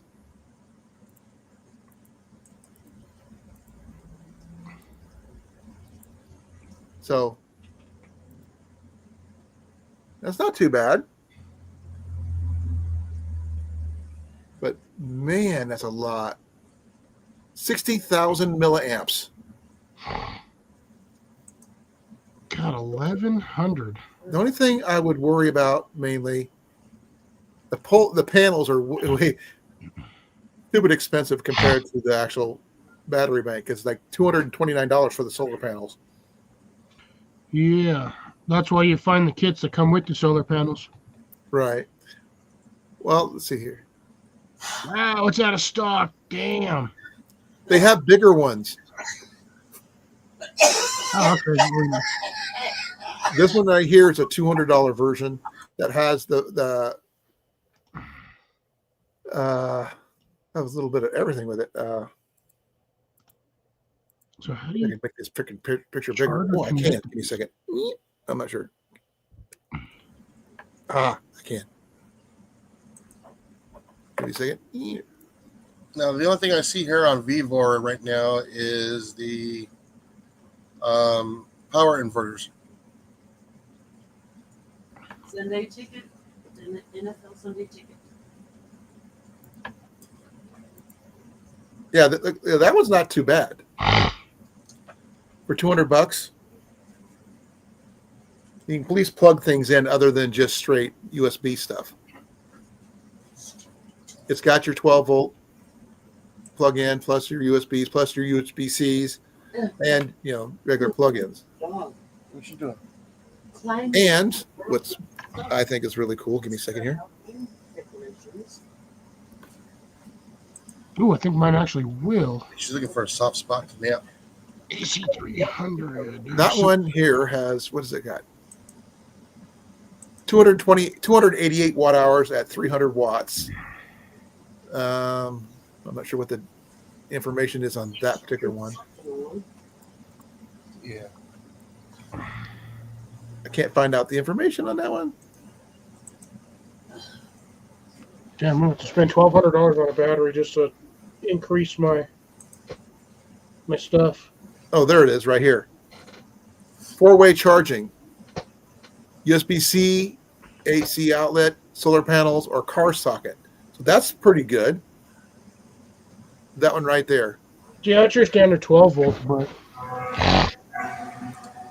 No, that's got a little bit of everything. Now, you still can charge it with solar panels if you want to, so that's not too bad.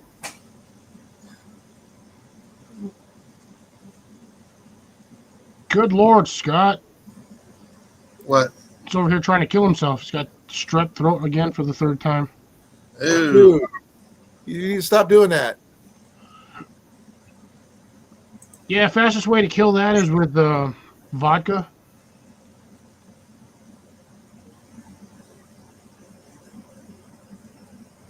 Yeah, the burrows will eat like a horse. It's essentially a mini horse.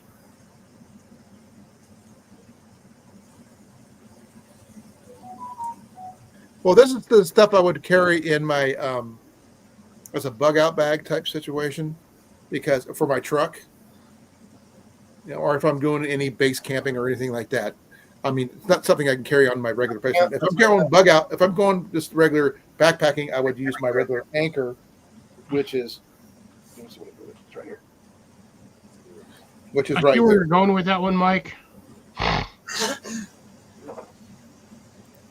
Yeah, but I mean, like my anchor right here is well worth the money I paid for it.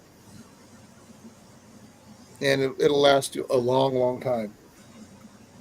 Multiple charges on your phone or whatever devices you're using.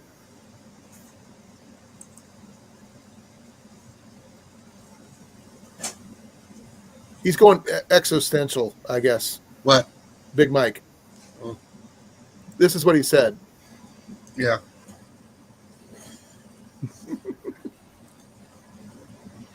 No, the person who said it was deaf, and he kept on saying, "What? What?" Like me when I can't hear what you guys are saying. What?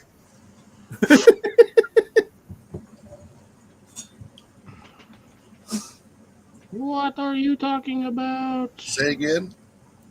Again? No, you never say repeat.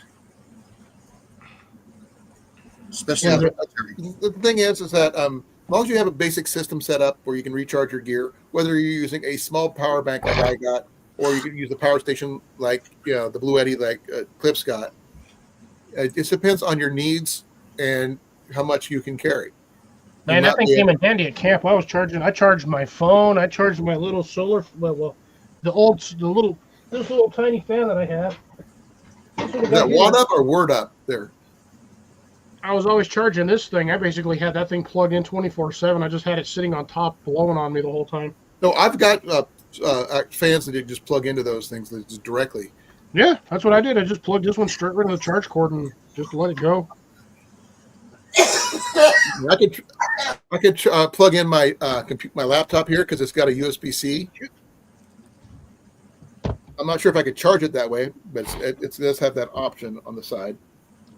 But Let's see.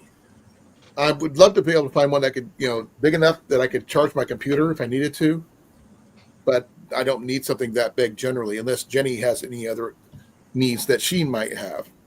I mean, honestly, your Anchor probably enough to charge your computer, but I don't know. I've never tried it. I need to find the adapter plug-in for that for me to try it to see if it will do that. If it can, that would be totally awesome. Because 26,800 milliamps is not bad.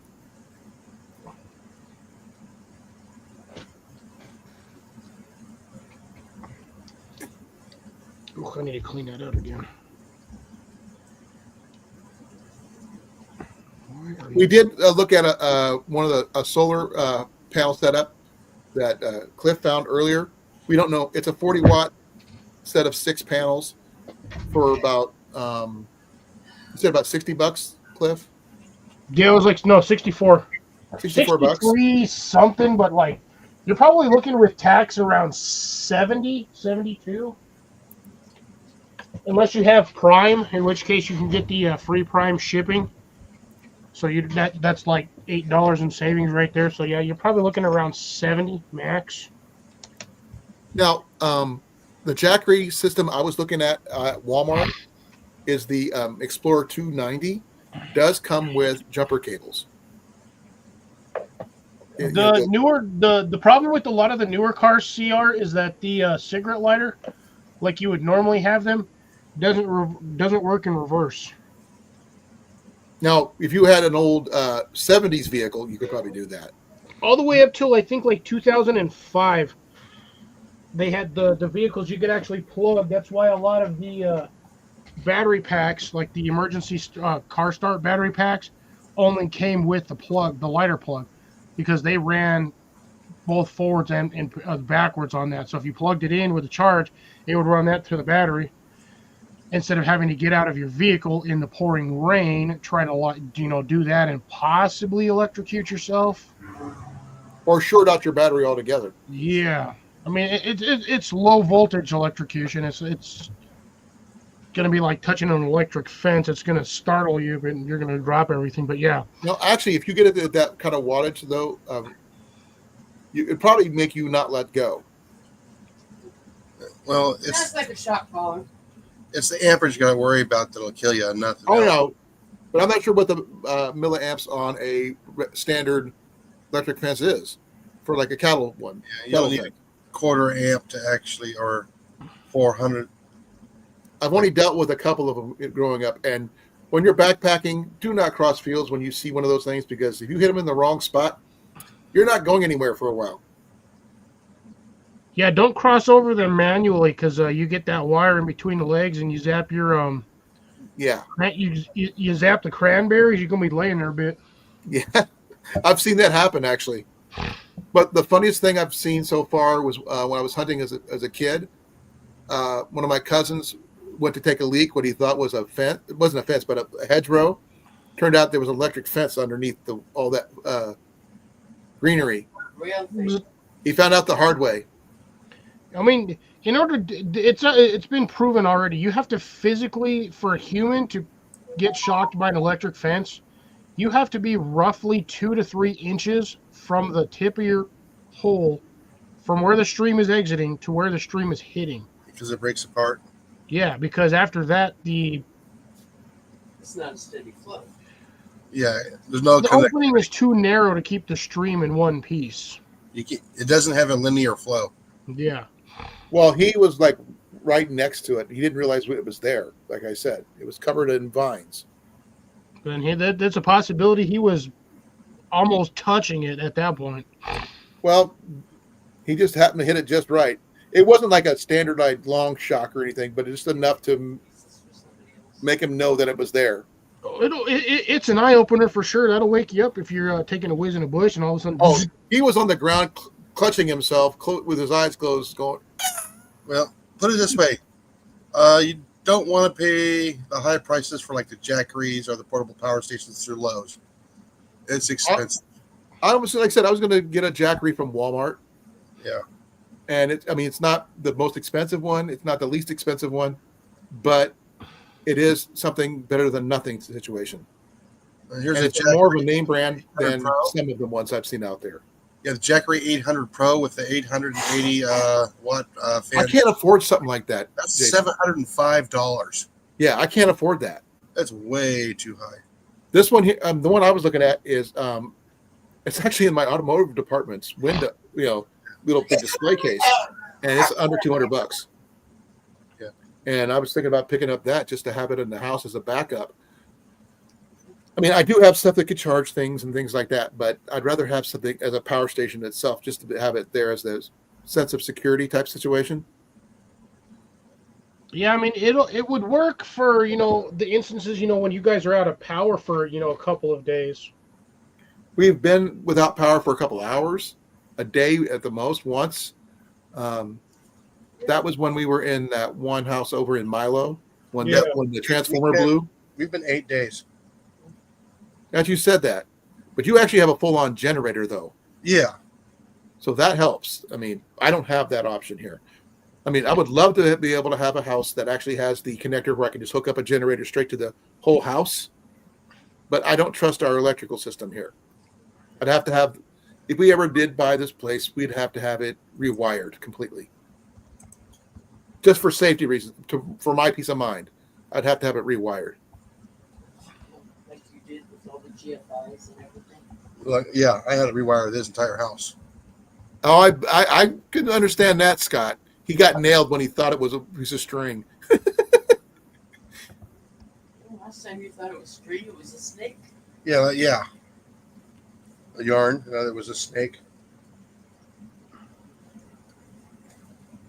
A lot of the solar panels now, not solar panels, electric fences nowadays are solar powered. Oh, yeah. So Most of them are, but they still have on one end, there's still a 12-volt battery. Yep. well, that's where it charges. The solar panels charge the battery, not the It's straight. voltage up, and there's no amperage. But the thing is, it's just enough to give up. Quick, wake me up and say, "Oh, don't do that." Well, when you got 10,000 volts running through it, yeah, it's got a lot of knockdown power. Yeah, punch. You got to figure those things have to have enough current going through them to keep a cow from trying to go over there. And those cows, 2,000 pounds. Hello. Hello, I'm assuming that's the daughter. one of them. Yeah, Not sure which one, but because we can't see Katie? who it is. I want to say Katie. I He might muted be himself, wrong. so I don't know. Now, like I said, if we decide to use their VA home loan for this place here, they're going to have to completely rewire and update the wiring and the pipes for this place. And if we're going to do that, I want to have it set up where you can plug in a generator to the system for a backup. And I could put solar panels either on the back, on the roof on the backside, or out in the yard. Because there's a lot of places here in town, surprisingly enough, that have solar panels. They're getting more readily available now to the public, as opposed to 5 to 10 years ago when one solar panel was $400 for a decent one. Right. Nowadays you can get, as we just looked through it, you can get a standard 100-watt solar panel for like $50. And Harbor Freight's got a whole bunch of new ones that just came out that are really inexpensive too. They have their whole system now is, I think it's a 200-watt system for like $200. But you also get, with that you get a ton of stuff. You get like 4 panels. You get the little charge box that everything runs into, all the connectors, wires. I think even that one comes with the 2 little lights that you can plug in. Which, mind you, those little lights actually light up a decent area, and they have they're long cords. 100-watt monocrystalline solar panel is $119. Yeah, I was getting them at 150. We have like 2 or 3 sets at the house. And this one here, let me see this. See if it's got the specs here. 31 amp hours, 500 watt hours. That's what it produces. Oh, what is it? It's the sorry, lightning bolt kit. I think it's lightning bolt or thunderbolt. Thunderbolt. This is in Des Moines, by the way. They have EcoFlows too, but those are like $800 for 400 watts. They have a briefcase solar panel for 150. Oh, they got jackeries there now. Okay. No, they changed the control box on there now. Ooh, I don't like that. Let me check something here. Yeah, it looks like they revamped the framework too. Old ones that I have actually came with a PVC frame you had to screw together. Get out of there. Get out of there. Let's see. But it looks like they changed the charge controller unit on there. It's no longer the one I have. That the box looks like a what the, oh my god, I forgot the name of the stupid things. CB. It looks like a CB tower. CB frame box. Or a receiver. Sorry, a CB receiver box. It looks It's been a like while since I've seen those.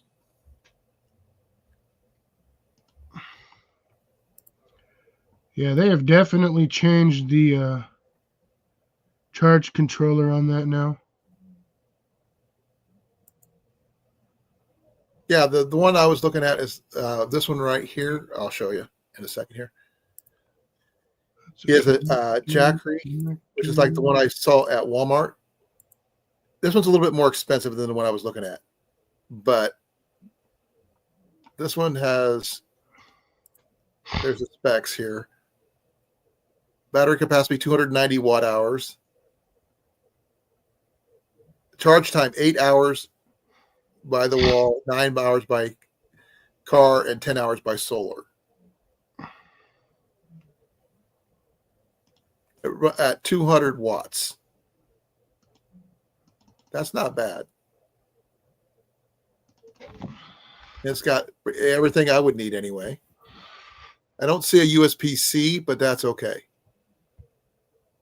Don't always need one of those. No, that one looks like it's got the 2 standard USBs. It's got the 2 You run a USBs here. USB, you run a USB to USB-C, you're gonna get the same charge out of there. Actually, Right. no, that looks like a no. That's your USB port on there. Yeah, there's the USB ports right there. Yeah, There's the input for the solar panels. The that's, regular, that's gonna be your input for your plug too. yeah, and it's got the 12 volt right there. Yeah.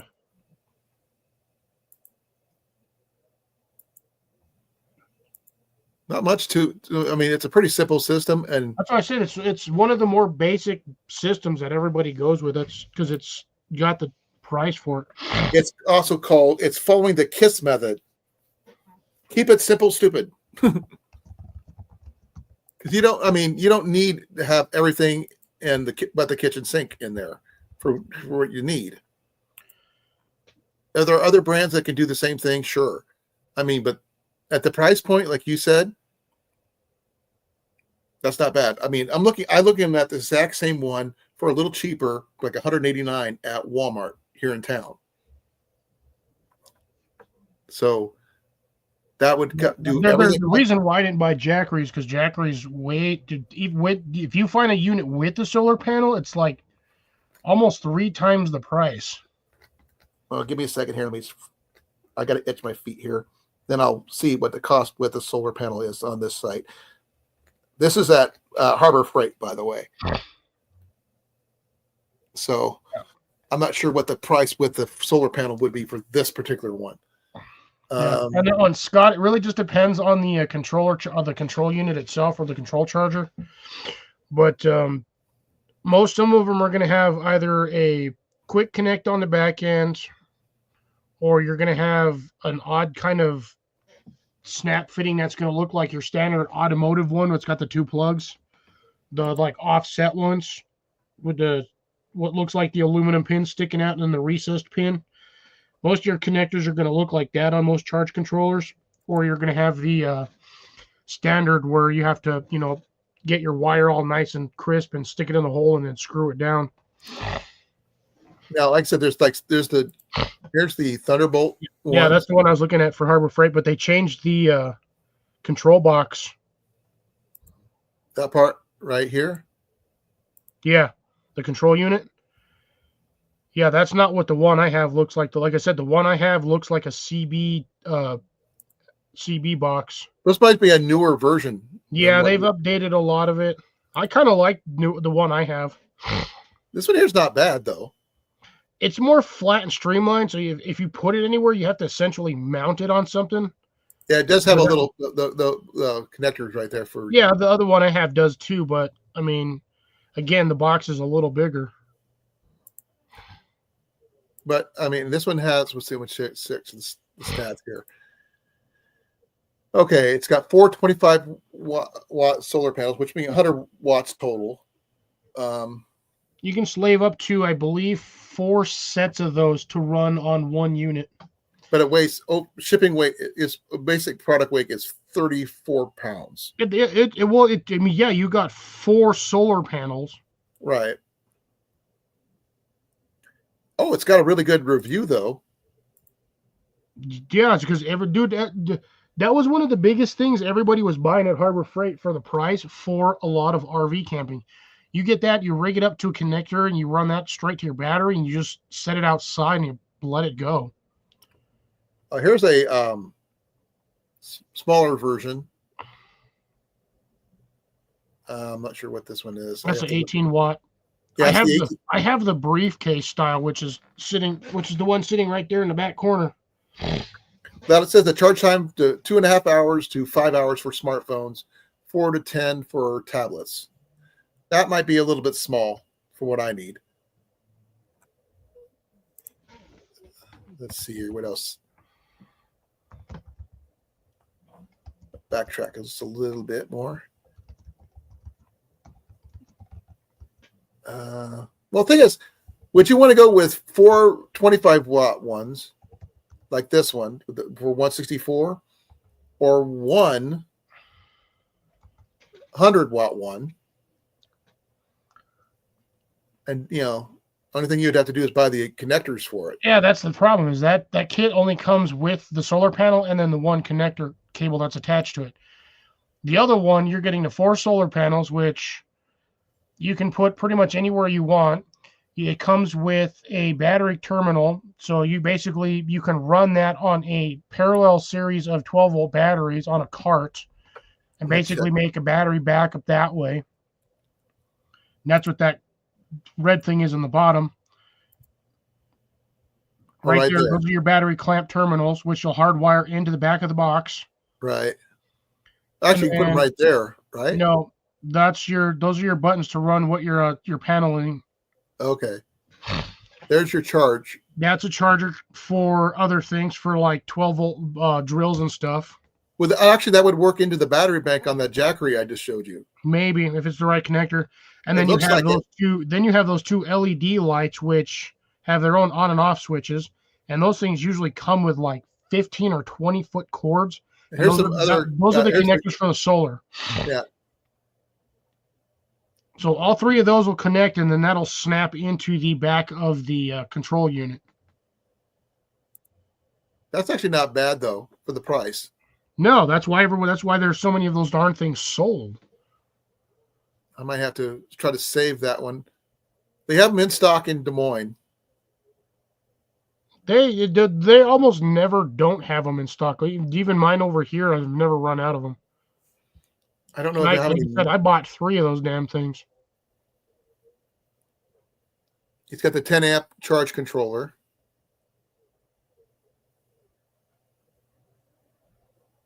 It doesn't say how many milliamps or anything like that. It's not going to be high. Well, no, it doesn't have milliamps because there's no battery to it. That is Well, just that's a true. That's true. charging system. But that's okay. That's a 100 watts. That's not bad. From 164, yeah, I might have to look into that. And they have different charge controllers that you can quick attach to them. And then you can buy the 12-volt battery over there. But honestly, your best bet on that one is to literally just spend the extra $200 or $300 to get like high voltage marine grade battery, and then just attach everything to that and just run that as a battery backup. Well, there's And supposed what to be you a, do is once you're connected to that, you run a inverter off of that, and then you plug everything into the inverter, and everything will run off the battery into the inverter, and then you can run that through there. I'd recommend getting a pure sine wave, not a modified sine wave. Modified sine wave, you lose power. Pure sine wave, you're going to get a little bit more input and output. I have no idea what that either any of that means. I am kind of an idiot when it comes to that. Yeah, it took me a while to learn all that stuff too, but yeah, you want basically pure sine wave is your arc is basically essentially what looks like a snake slithering in the dirt versus a Minecraft snake slithering in the dirt. Right. Okay. They're trying to put this one in conjunction with the solar panel kits from Home Depot. Don't think they're compatible. No. They're comparing them to. Oh yeah. That's why I got it highlighted there. Again. Oh, sorry. Stuff at Home Depot and Lowe's is going to be way more expensive. Yeah, because right now this one here says the same thing is comparable to is $242 compared to the 165. I'll show you what I'm talking about on that one. The Nature Power, 66 watt.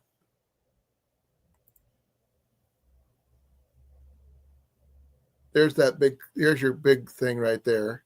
Your inverter. Yeah, so that's your charge controller. It's basically your meter, so it doesn't short out on you. Right. You got your standard panel connectors, the battery connectors. That's your inverter. That's only a 300-watt inverter, though. I would update it with a bigger one, but yeah, that little box is your charge controller, basically, so it makes it doesn't short out on you. Yeah, it's a 66 watt compared to the other one that has 425s. Yeah, but look, you're also getting with that one, you're getting the inverter. Right. So that inverter, even with a 300-watt inverter, that you're still getting a good amount of power. Oh, Now, you you're should not be able to power most of run a your lot items off of with that. that. Huh? Said you won't be able to run a lot off of that 300-watt. No, I would, like I said, I would update the inverter to a heavier duty one just because. Yeah, start looking at the price of a 1,500-watt inverter. Well, let me see. So I am on Harbor Freight. Don't think they'll have them over there. No, you're on Home Depot, by the way. Well, I'm going to check on. This is where this one's at. So I'm going to check out how much the inverters are here. Here's 1,001 DeWalt for 160. Yeah. They start getting expensive. Oh, I can see that. I'm checking the price from low to high here. Get past all these little gunky ones.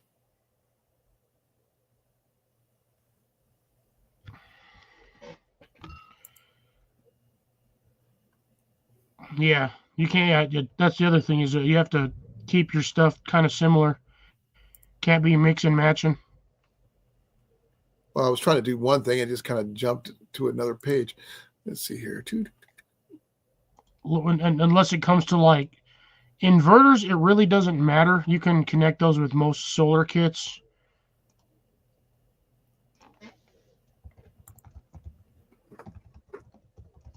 I'm just trying to find a decent one, but I'm not.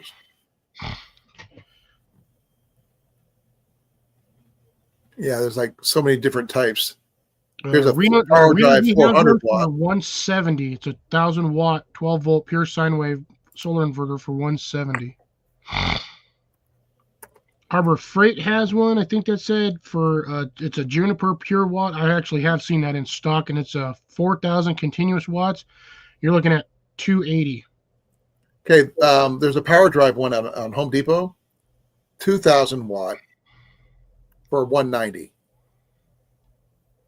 Ooh, I just found a full kit. What is that? As a 6,000 watt inverter. Comes with a multitude of connectors, battery clamps, 2 versions of battery terminals. Want to give me the link on that one or show it up? Give me a second here. I'll make sure this is actually worth even. Yeah, I'd rather have lasting power, Scott, because I mean, reusable power right, I'm banks back. and inverters Welcome and back. panels and stuff. When you're like, say, in a Western North Carolina style setup, you need what you can get. If there's no power to your house, you need something. This Yeah, is the where, inverter's nice, but you're only getting 1 plug and then I think 1 USB port. yeah. So I'm actually looking for a generator parallel kit that's used on the same generator for 2 circuits in the same generator. Gotcha. Okay, that's it. You need to talk to an Sorry, electrician on something like USB that. I have port. no idea. No, I've been trying to find one, if it even exists. Now they do have a parallel kit if you have 2 of the same generators, so you can actually double your power. But I'm looking to do one that's the 110 off of one side, 110 off the other side, because there's 2 circuits on that generator. If you decide to do something like that, Scott, let me know. I'd like to be in it on that. Yeah, but I'm not sure if like I said, you'd have to actually talk to an electrician, Jason, to see if it's even feasible. Oh, I know. I know there's a box that you have to do that it actually makes it parallel, so it's timed correctly. But I'm looking at that Thunder one that Cliff was looking at. It's probably my best bet for panels, the 425 panels. But I should need a better inverter probably. Oh, Vivor has power inverters under $100 for a 5,000 watt power inverter. That's They showed those on Home Depot, yeah, that's but designed. the prices was too high. No, it's under $100. Man. Found a $4,000 one. Pure I can't sine wave afford that. for $1,200 or for $1,300. I can't afford These are anything. heavy duty. I'm telling you, once you can start getting into like really trying to do all this stuff, you need heavy duty inverters. The heavy duty inverters are pricey. Yeah, but you don't want the modified. You want the pure sine wave. Yeah. I've seen people make their own power banks out of ammo boxes before. Yeah, but you're sitting there. They also have to have a lot of electrical diagram knowledge Right. and some really darn good soldering skills. Just dip it. Yeah, true. You could hot dip it. Then But I mean, generally, a simple set, that simple one you found, that solar panel setup for backpacking, that would be my best bet for being on the trail. Because, if I don't want to carry too much weight, but just enough that I don't overburden myself. Because one of the big things, I've seen people have 70 pounds in their backpacks, and I don't know how they would carry that, which is basically 3 times what I'm carrying.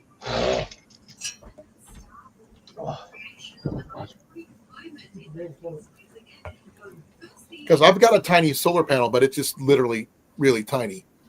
Yeah. It does charge. It just charges really slow. Yeah. Now, I don't know if it was the fact that panel is mainly strictly for phones, because I didn't think it would. I tried to charge a really cheesy battery, portable battery that I have. That was only a 4,000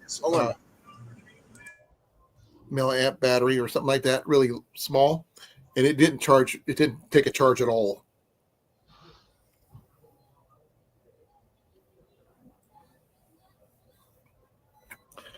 Also, I want to, before the light gets too late, because I know it's 9:30. I am planning on doing a grilled cheese challenge in the next week before Thanksgiving, and I'm going to try to do another Iowa-based grilled cheese, because I really like the cheese from the Kelowna, Iowa area.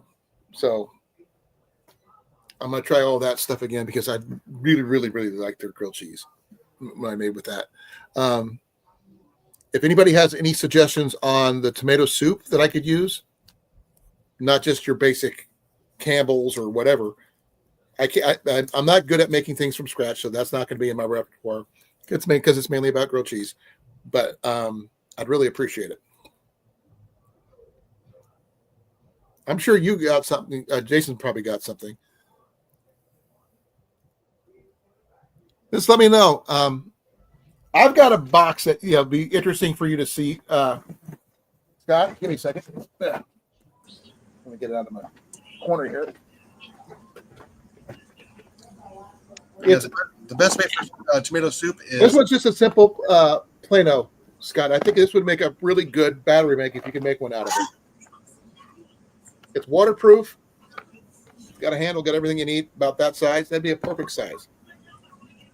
You were saying, Jason, sorry. I don't know, the best way to make tomato soup is open the can.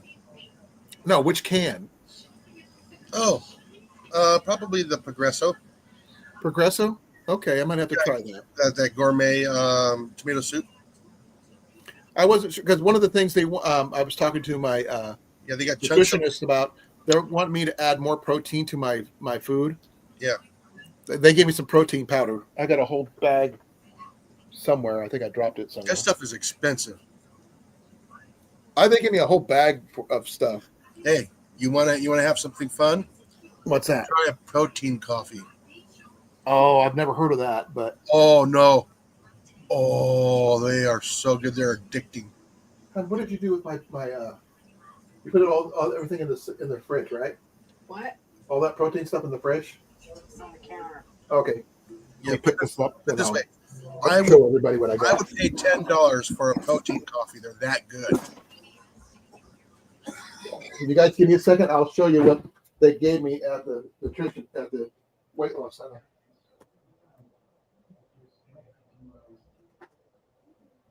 They gave me a gift bag from my nutritionist. Okay. First thing they gave me, that's for you, love. Let me give that to you. Is Fusion. It's a protein breakfast mix. But That's the what stuff they serving. were asking me to put in my tomato soup. Is that one serving? Flavor. Well, if I make any chicken soup, I can go with this one. Mm-hmm. 10.5 grams of protein. So if I want to make chicken noodle soup, I would go with that one. What's protein coffee? Is basically you know those little cans of protein shake mix. Oh, I think you might like this one. You put that in a iced coffee, and then you blend it up like a smoothie. Here. Oh man, are they good? They gave me this right here, Jason. Yeah. Yeah, you see the price on that stuff? They gave me this one for free, but I'm not done yet. They also gave me this. Yeah, This is going to be my breakfast for the next few days. Yeah, look those up at Walmart. You get a sticker shock. Oh, I'm sure I will, but these were free. Well, because of my my injury, it didn't cost me anything. But the other thing is I showed you that chicken flavored one. I got this one here is French onion soup flavored. I'm not sure how that one's going to be, but these 5 right here is the next 5 days. Well, 6 days if you want to count this one. There's a vanilla flavored one, but I gave that to Jenny because I'm not a very big fan of vanilla. But I'm going to try one of these every morning for the next 5 days and see what happens. Along with my coffee, mind you. They said coffee's fine. I can have coffee. What's that?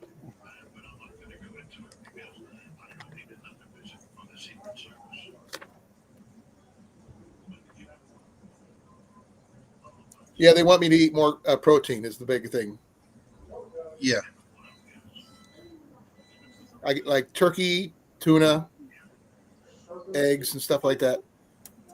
I won't touch tofu to save my life, folks. No, too much. What is it called? What they make out of those? They make this. People say tofu can be made into it tastes like anything. Yeah, you No. can. Someone said they tried to make it look like snails. It's like trying to lick a rubber snail and calling it, something like that. Calling it, I don't know. All right, I'm back. Now, this is some of the stuff they gave me, Cliff. Fusion meal replacement. This is the chocolate one. I've got a lot of chocolate stuff. They gave me this one, Protality stuff. These are going to be my breakfast for the next few days. Yeah, basically what the protein coffee is, you got your evaporated milk, the protein powder that you get in a big container, Like whey protein. and ice. This one's got 26 grams of protein in it.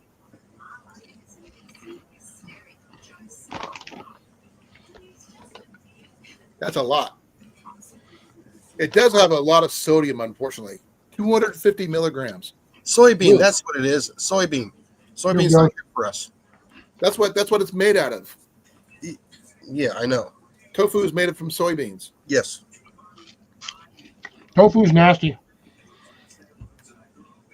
There's tofu in my tuna that we picked up, and I'm not going to touch it. I mean, you can eat it a little bit. It's nice when you marinate it in like a teriyaki It's still sauce, nasty no matter what you do to it. It's And you still fry tofu. and you fry it. Nope. You're a foodie. That's why you probably I like. think I'd rather eat a sponge. I'd rather eat a rock. I'll tell you what makes it really good: carne asada marinade. Now, what it makes it better is poured it in a burn barrel full of lighter fluid and lighting it on fire. That's what makes it better. Smoky tofu. Yummy flavored bugs. You exactly right. Yeah. But Scott was wondering about your protein coffee, though. Yeah, I just said it. Now, who makes it? You can make it at home. No, I'd rather not make it at home. That's what I'm telling you. Yeah. Problem is, you're gonna be paying like $10 plus a cup. I'd get it in bulk because I can remember. I'm not the one paying for all this. No, you just get the protein shake in a big container. It's got the little scoop in there. Evaporated milk, ice, and coffee in a blender. I don't think we have a blender. So I've got grinders, but I don't have blenders. A blender. But I'm gonna try these once a day for the next 5 days, 6 days. See how they turn out. These right here are full on, like this one here. It's like chicken soup flavored. Yeah. I'm just gonna basically get the chunky chicken noodle soup and just mix that in. That way, it's super whatever it is, and I get more protein out of the deal. That's going to make sure I add crackers with that one because that's going to be because without noodles, it's not chicken soup. I gotta have the oyster crackers. I'd rather the saltines because I like they're bigger. No, Ginny likes using the Ritz. Yeah, the oyster crackers float. They're fun. I like mine soaking up the broth, and you can just eat it solid.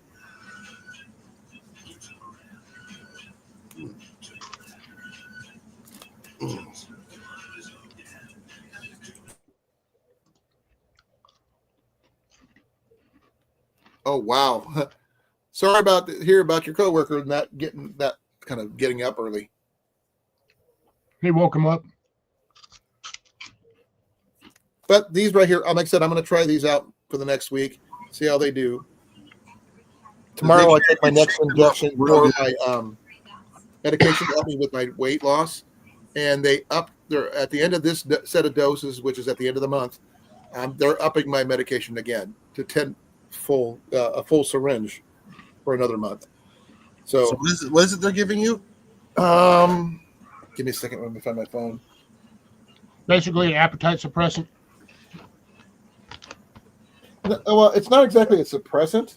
It just makes me not feel hungry but it feels like I'm full. Yeah, it's an appetite suppressant. Yep.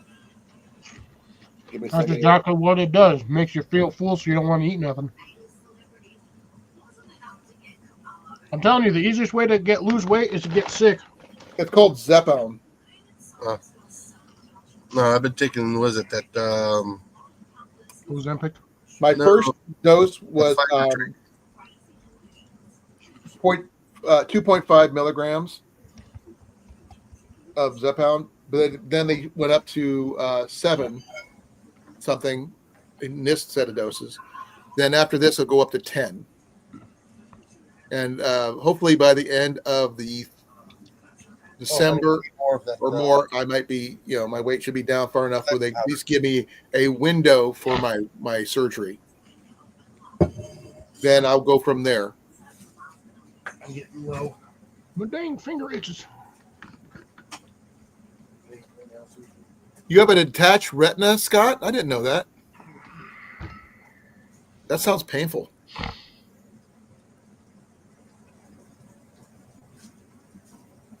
We talked about everything but backpacking. That sucks. Well, we did talk about it a little bit. That We started at the beginning. That was how the it conversation. kind of was. organically moved. But having a glow-in-the-dark Nalgene bottle is always a good thing too. Yeah, except for if you're in an area that doesn't have any source of light, and the dang thing, you drop it in the green, and then you never find it again.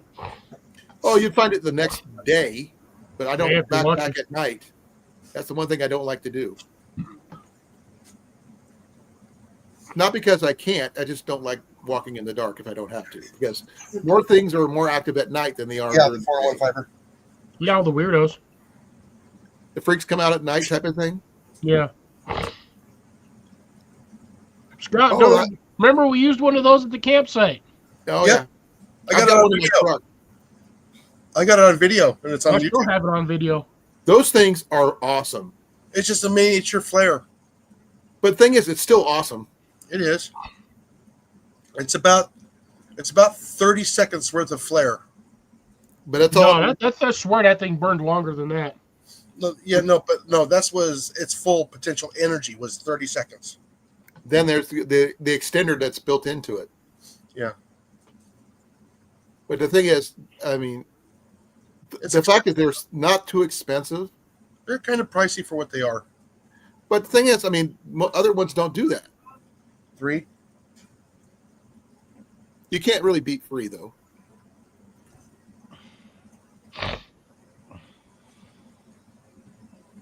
No, I've been taking that Metamucil, and it's been helping me quite a bit. Probably got to take it twice. Once I'm done with all these, I'll probably end up going with what's that other stuff? My brain is fried.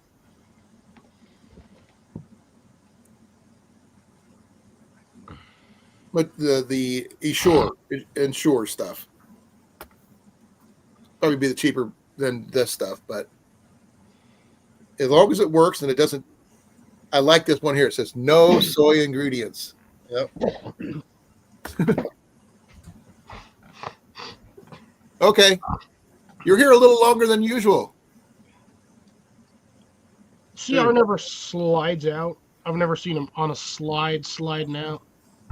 He's on a slip inside. No slippery. Canada, when it's wintertime, is the whole country's a slip and slide. Well, he's already had snow, I know, so have I. but not where you're located at, though. No, I had snow down here. Yeah, yeah. In Albuquerque. Yes, it Yes. When? snowed last night and today Did it stick? for like a few hours. Oh, wow. You should have took Most of pictures. it was all melted. It was a heavy, wet snow, but it's still too warm down there. What drove me nuts was it was 37 degrees and it was snowing outside. I'm like, it's not even cold enough to snow. It probably was at a higher elevations. It was probably a little bit colder in the air. When snow falls from the sky and hits the ground, it's still snowing no matter what. Even if it melts on contact, it's still snowing. Yeah, it still snowed. Everything over here is soaking Gargle with wet. salt water, Tylenol, Yeah, and unfortunately, ibuprofen every 4 strep throat hours. is a virus. And the whiskey. Okay. Jenny's got a whiskey flask for stuff like that with honey. No, it's just a virus that needs to run its course. Unfortunately, it sucks. Strep, you mean? Yep. Yeah. Unless he gets yeah. tonsillitis, and then he's kind of screwed. I mean, yeah, the doctor can give you some antibiotics, but they're only going to give you like a couple of days worth, if that, and then the rest is on you. Oh, actually, no, Scott, I'm sorry. The fastest way to get that fixed and problem solved, eat more nachos. Nachos or tacos? Nachos. Oh.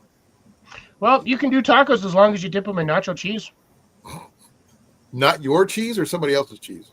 Well, I mean, Scott can do it. He can dip it in his wife's cheese. I don't know.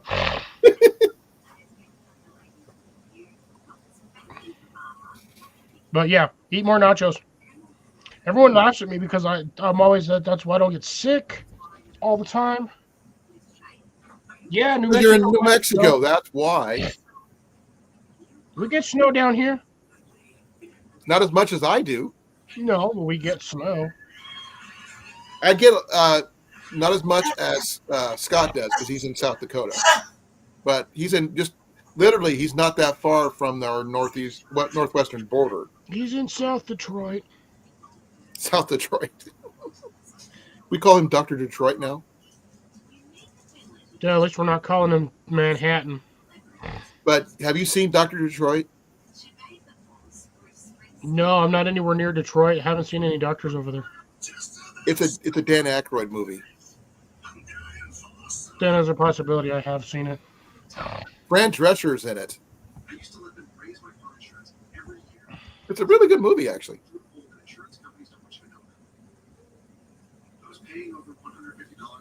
Yeah, because Scott's near, sort of, kind of near Luke. Scott's not even anywhere near Luke. He's in South Dakota, not in North Carolina. Luke is in Dakota. No, Luke is in North Carolina.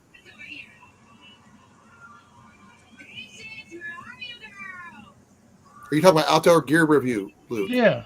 He's in North Carolina. He just did a video about the hurricane damage and stuff. You must have missed it. I've been off and on with wanting to watch YouTube. Scott must be really, really behind because you just made a nachos comment.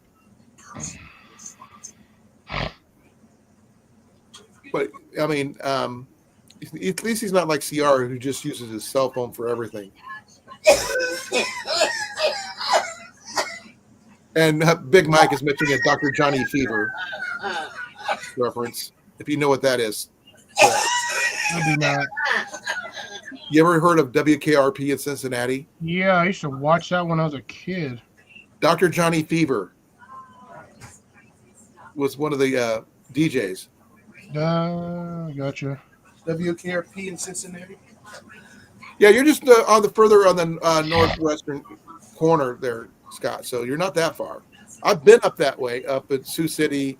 I haven't made it to Sioux Falls yet, which is just not too far from there.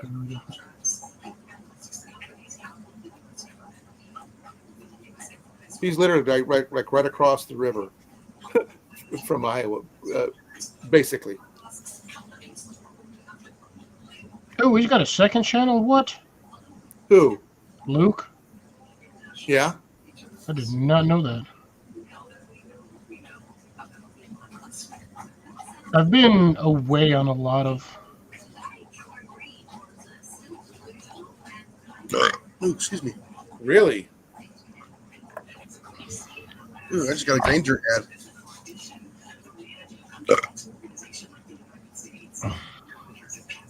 I've got realtruck.com ad.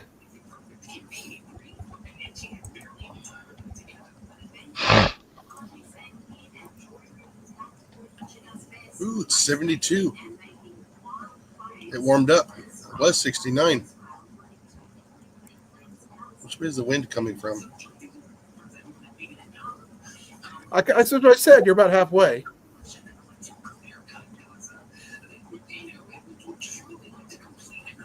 Damn, I hate this sunrise at 5:22 in the afternoon. Once I get my truck worked on, I'm going to try to You make mean in the a morning? time to come up and see. No, it. in the afternoons, sundown. Oh, Sunday. You said sunrise. I'm like, I didn't know Sunrise. that. Sunrise is at 6:36 a.m. It's too early. It's too early.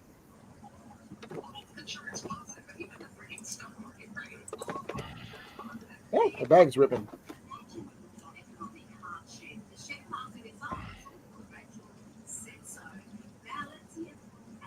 Okay, I'm probably going to end up ending this at the top of the hour Yeah. because my mind's starting to wander. But yeah, sleep. Take care. I really appreciate. Thank you for coming. I really appreciate it. Yep. Enjoy. I think a lot of people are starting to wind down.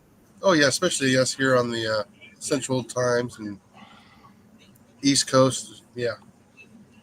Yeah, Cliff has got a little bit more energy because he's got a couple hours behind us.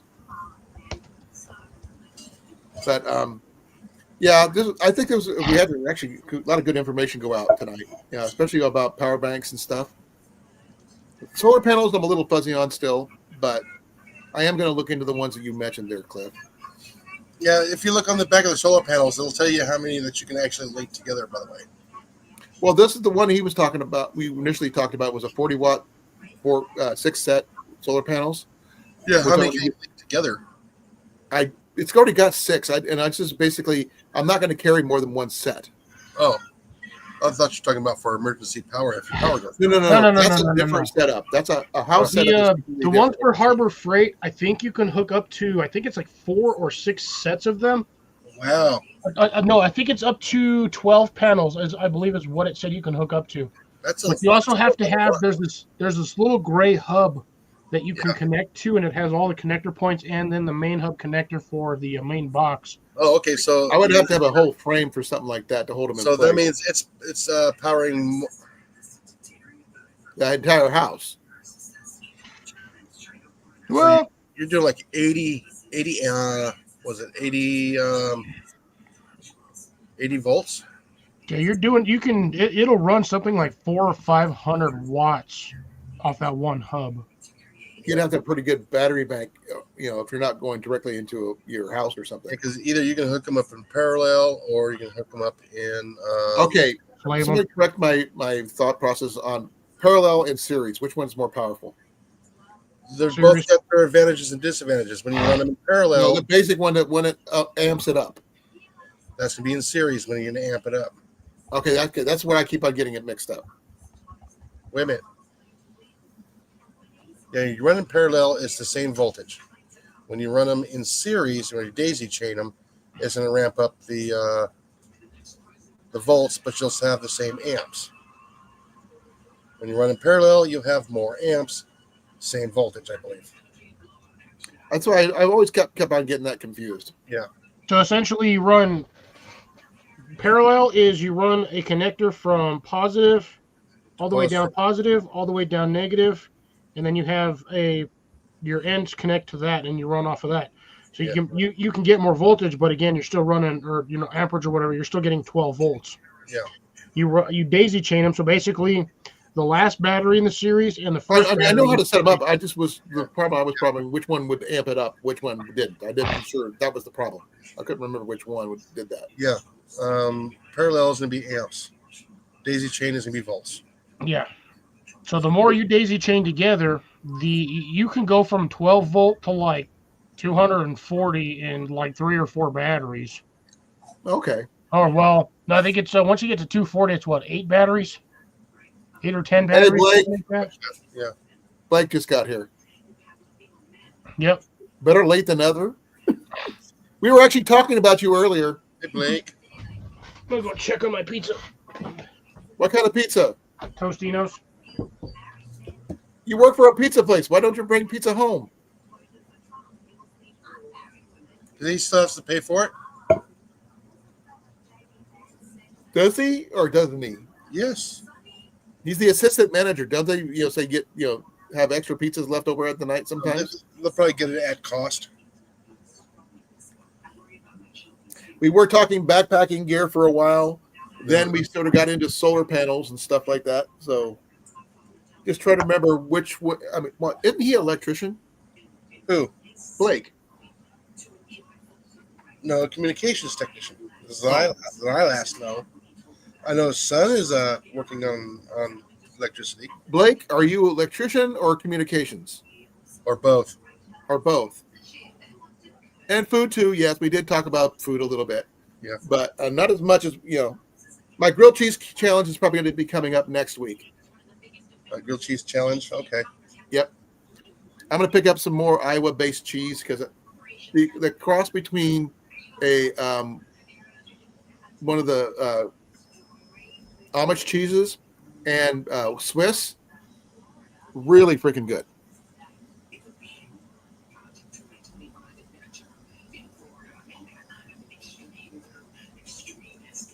I'm not an electrician, so I can't ask. Oh, yeah. Okay.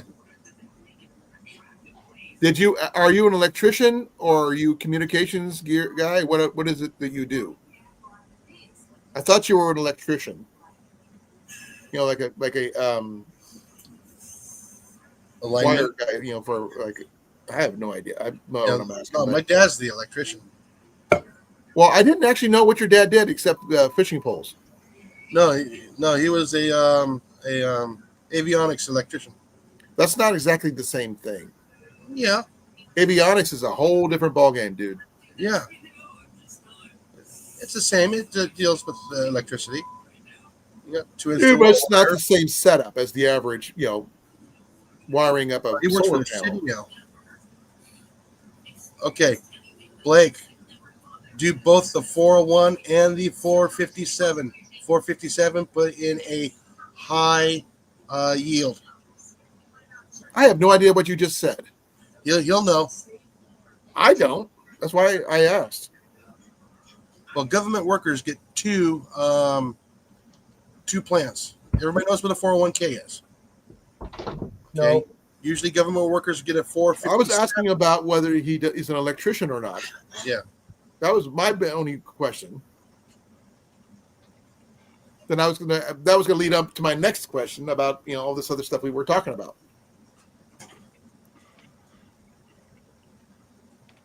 No, he has what was it they call it? The thing that Doc Brown has for the DeLorean. Flux capacitor? Yeah. No, the thing you put Mr. Fusion. It puts out 1.21 gigawatts of power by using garbage.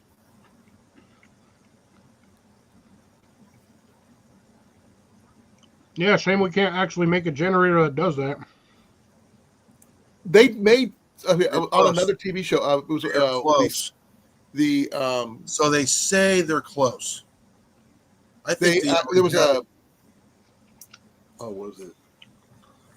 A fusion generator.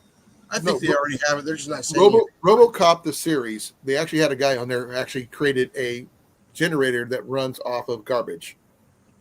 It wasn't 100% efficient because it kind of glitched from time to time, but it did work. He ended up making himself millions. He living on the streets, and he invented a generator that runs on garbage. Fusion? No, I don't think we'll see that in our lifetime. Or somebody's got it and they don't want to let it out because that's free power. No, yeah, I was about to say antimatter particles. We need something that runs on beer. We do. Water on right. The whole thing. It's called the entire world. I don't do beer, so I don't run on beer. Beer farts, bro. Beer farts. All the times when I used to drink, I never liked the taste of beer. Even though beer I drank a lot of. It was something to do. No, I like the light beer because it's not so bitter. Have you ever had German beer? Yes, and I don't care much for it. It is what it is. If it's It's bitter. I think I'm done, folks, because I got 4 more minutes. I think I'm trying to hold on to that 10 o'clock hour. But I'm in the downward spiral here. But I'm gonna start wrapping things up. I want to thank you all for coming. I really appreciate it, guys. Oh, Thank you guys for being up here with me. I really appreciate it. Oh, yeah. I'm going to talk to you more, Cliff, later down the road. Not today, but about those folding solar panels and other ones like your Blue Eddy power station you have. Mm-hmm. Things like that, because I mean, you actually used one. I never have, but any all advice that you can find, I'd probably bug you about it. I'm sorry to say. And Scott, if you do happen to create one of those things, I did. Like I said, I've got my box right here. You can donate for the cause if you need to see if you can make a power bank out of this puppy. That would be interesting. What do you think, Cliff? That's a lot of 18650 batteries. But that would be cool, though, wouldn't it? No, you get those little those batteries, those square ones that fit in those ugly generic yellow flashlights that you guys sell at work, Jason. Oh yeah, those are 6-volt batteries, but they're not rechargeable. Okay, I'm here. I'm home all day tomorrow, except for when I got to go No, pick but up. Harbor Alan. Freight has them because they use those in their for their solar kits. Yeah. Those ones are rechargeable, but it's the same style battery. Yeah. No, we have the 6-volt and the 12-volt rechargeable batteries for like the security systems, and they also use them for the deer feeders. We sell those. Well, this right here. Those are pretty cheap. Oh, I forgot to show you these, Cliff. This was in my archery box that I picked up. It originally was $2.50. Wire saw. I got this at the D.A.V thrift shop too. The main reason I got it was because it was archery gear. No, that looked like fishing gear or survival gear. No, there's a knocking point. Oh, that. This was a wire saw. Can you use a wire saw to fillet a fish? Asking for a friend. There's another wire saw. I mean, you could. There's a arm guard, shooting glove. This right here, I am not sure what this is. I'm not sure what this is. I'll be right back. I gotta fix the dog's water. It's probably a stringing kit. It's from Browning, but I'm not sure what it's for. It looks like it's got some string silencers. That's what it is. It's for making your string silencers because it's got a couple knocking points and stuff in here too. So, and I have, last but not least, I have some camouflage paint that's all dried up. Yeah, it's all dried up. What's this? Oh, there is one thing that I took out of this place and I took it to my shed. It had something to cover up your scent that was skunk, like skunk. So, No, that's just gonna make your scent even worse. oh, this thing still smells like skunk. Oh, there's the last thing it has. This is what is this? Oh, it's for stringing, putting it's a bow stringer for a compound bow. I can't tell you how old it is. It's just old. But I got extra. Hey, that's what I could do. Since I got extra bow saws, I can give it a bow saw to. Oh my God, this is a Colan's bow saw. Give this one to Rob. This thing is freaking old. 1972, Cliff. Never been opened. That's old. Check that out. So you can see right there. This is 1 year younger than Jenny. But look at that picture. Yeah. Now, this one here is just one that's got thrown in there. I can't tell you how good it is or anything like that. Not very. It's got a little bit of rust on some of it. There's knocking points. When is this from? How old is this one? This is from Saunders Archery. They used to make really good archery mats before they stopped making them anymore. They'll tell you how to set up knocking points. I've got the knocking pliers right behind my computer here. But yeah, I didn't realize I had knocking points. I could use those. All right, SD Mountain Man, where'd you go for that? Funkies? Well, I got that skunk stuff. That's it's just disgusting. So I wouldn't recommend it. But it is now 10:02. I am done. So be well, be safe. I love you all. Thank you all for coming. And I will talk to Scott tomorrow. I'll talk to you guys on Saturday. Oh, I know where you got No, that. not Saturday. I won't be here because I'm going over to Rob and Patty for Patty's birthday on Saturday. Gotcha. I was just wondering if SD Mountain Man went over there and got that from Funky's Trapping Supply. I have no idea. I said he just got it from a trapping store. Just trapping store. Oh, just okay. I'm not familiar with that one. But anyways, See you later. I will. If I can go live from where their birthday party is, I will try to do that on your channel there, Cliff. no, because that's just rude. They're doing a band called Gimmick. Have fun. Yeah, but if serving you're at somebody's natural- party, you shouldn't be doing trying to get on live stream. Yeah. Who knows? I'm not sure how long I'm going to be there anyway because I'm not much on heavy metal. But be well, be safe, guys. I'm out of here in Good luck. 5, Safe 4, travels. Have 3, fun storming the castle. 2, 1.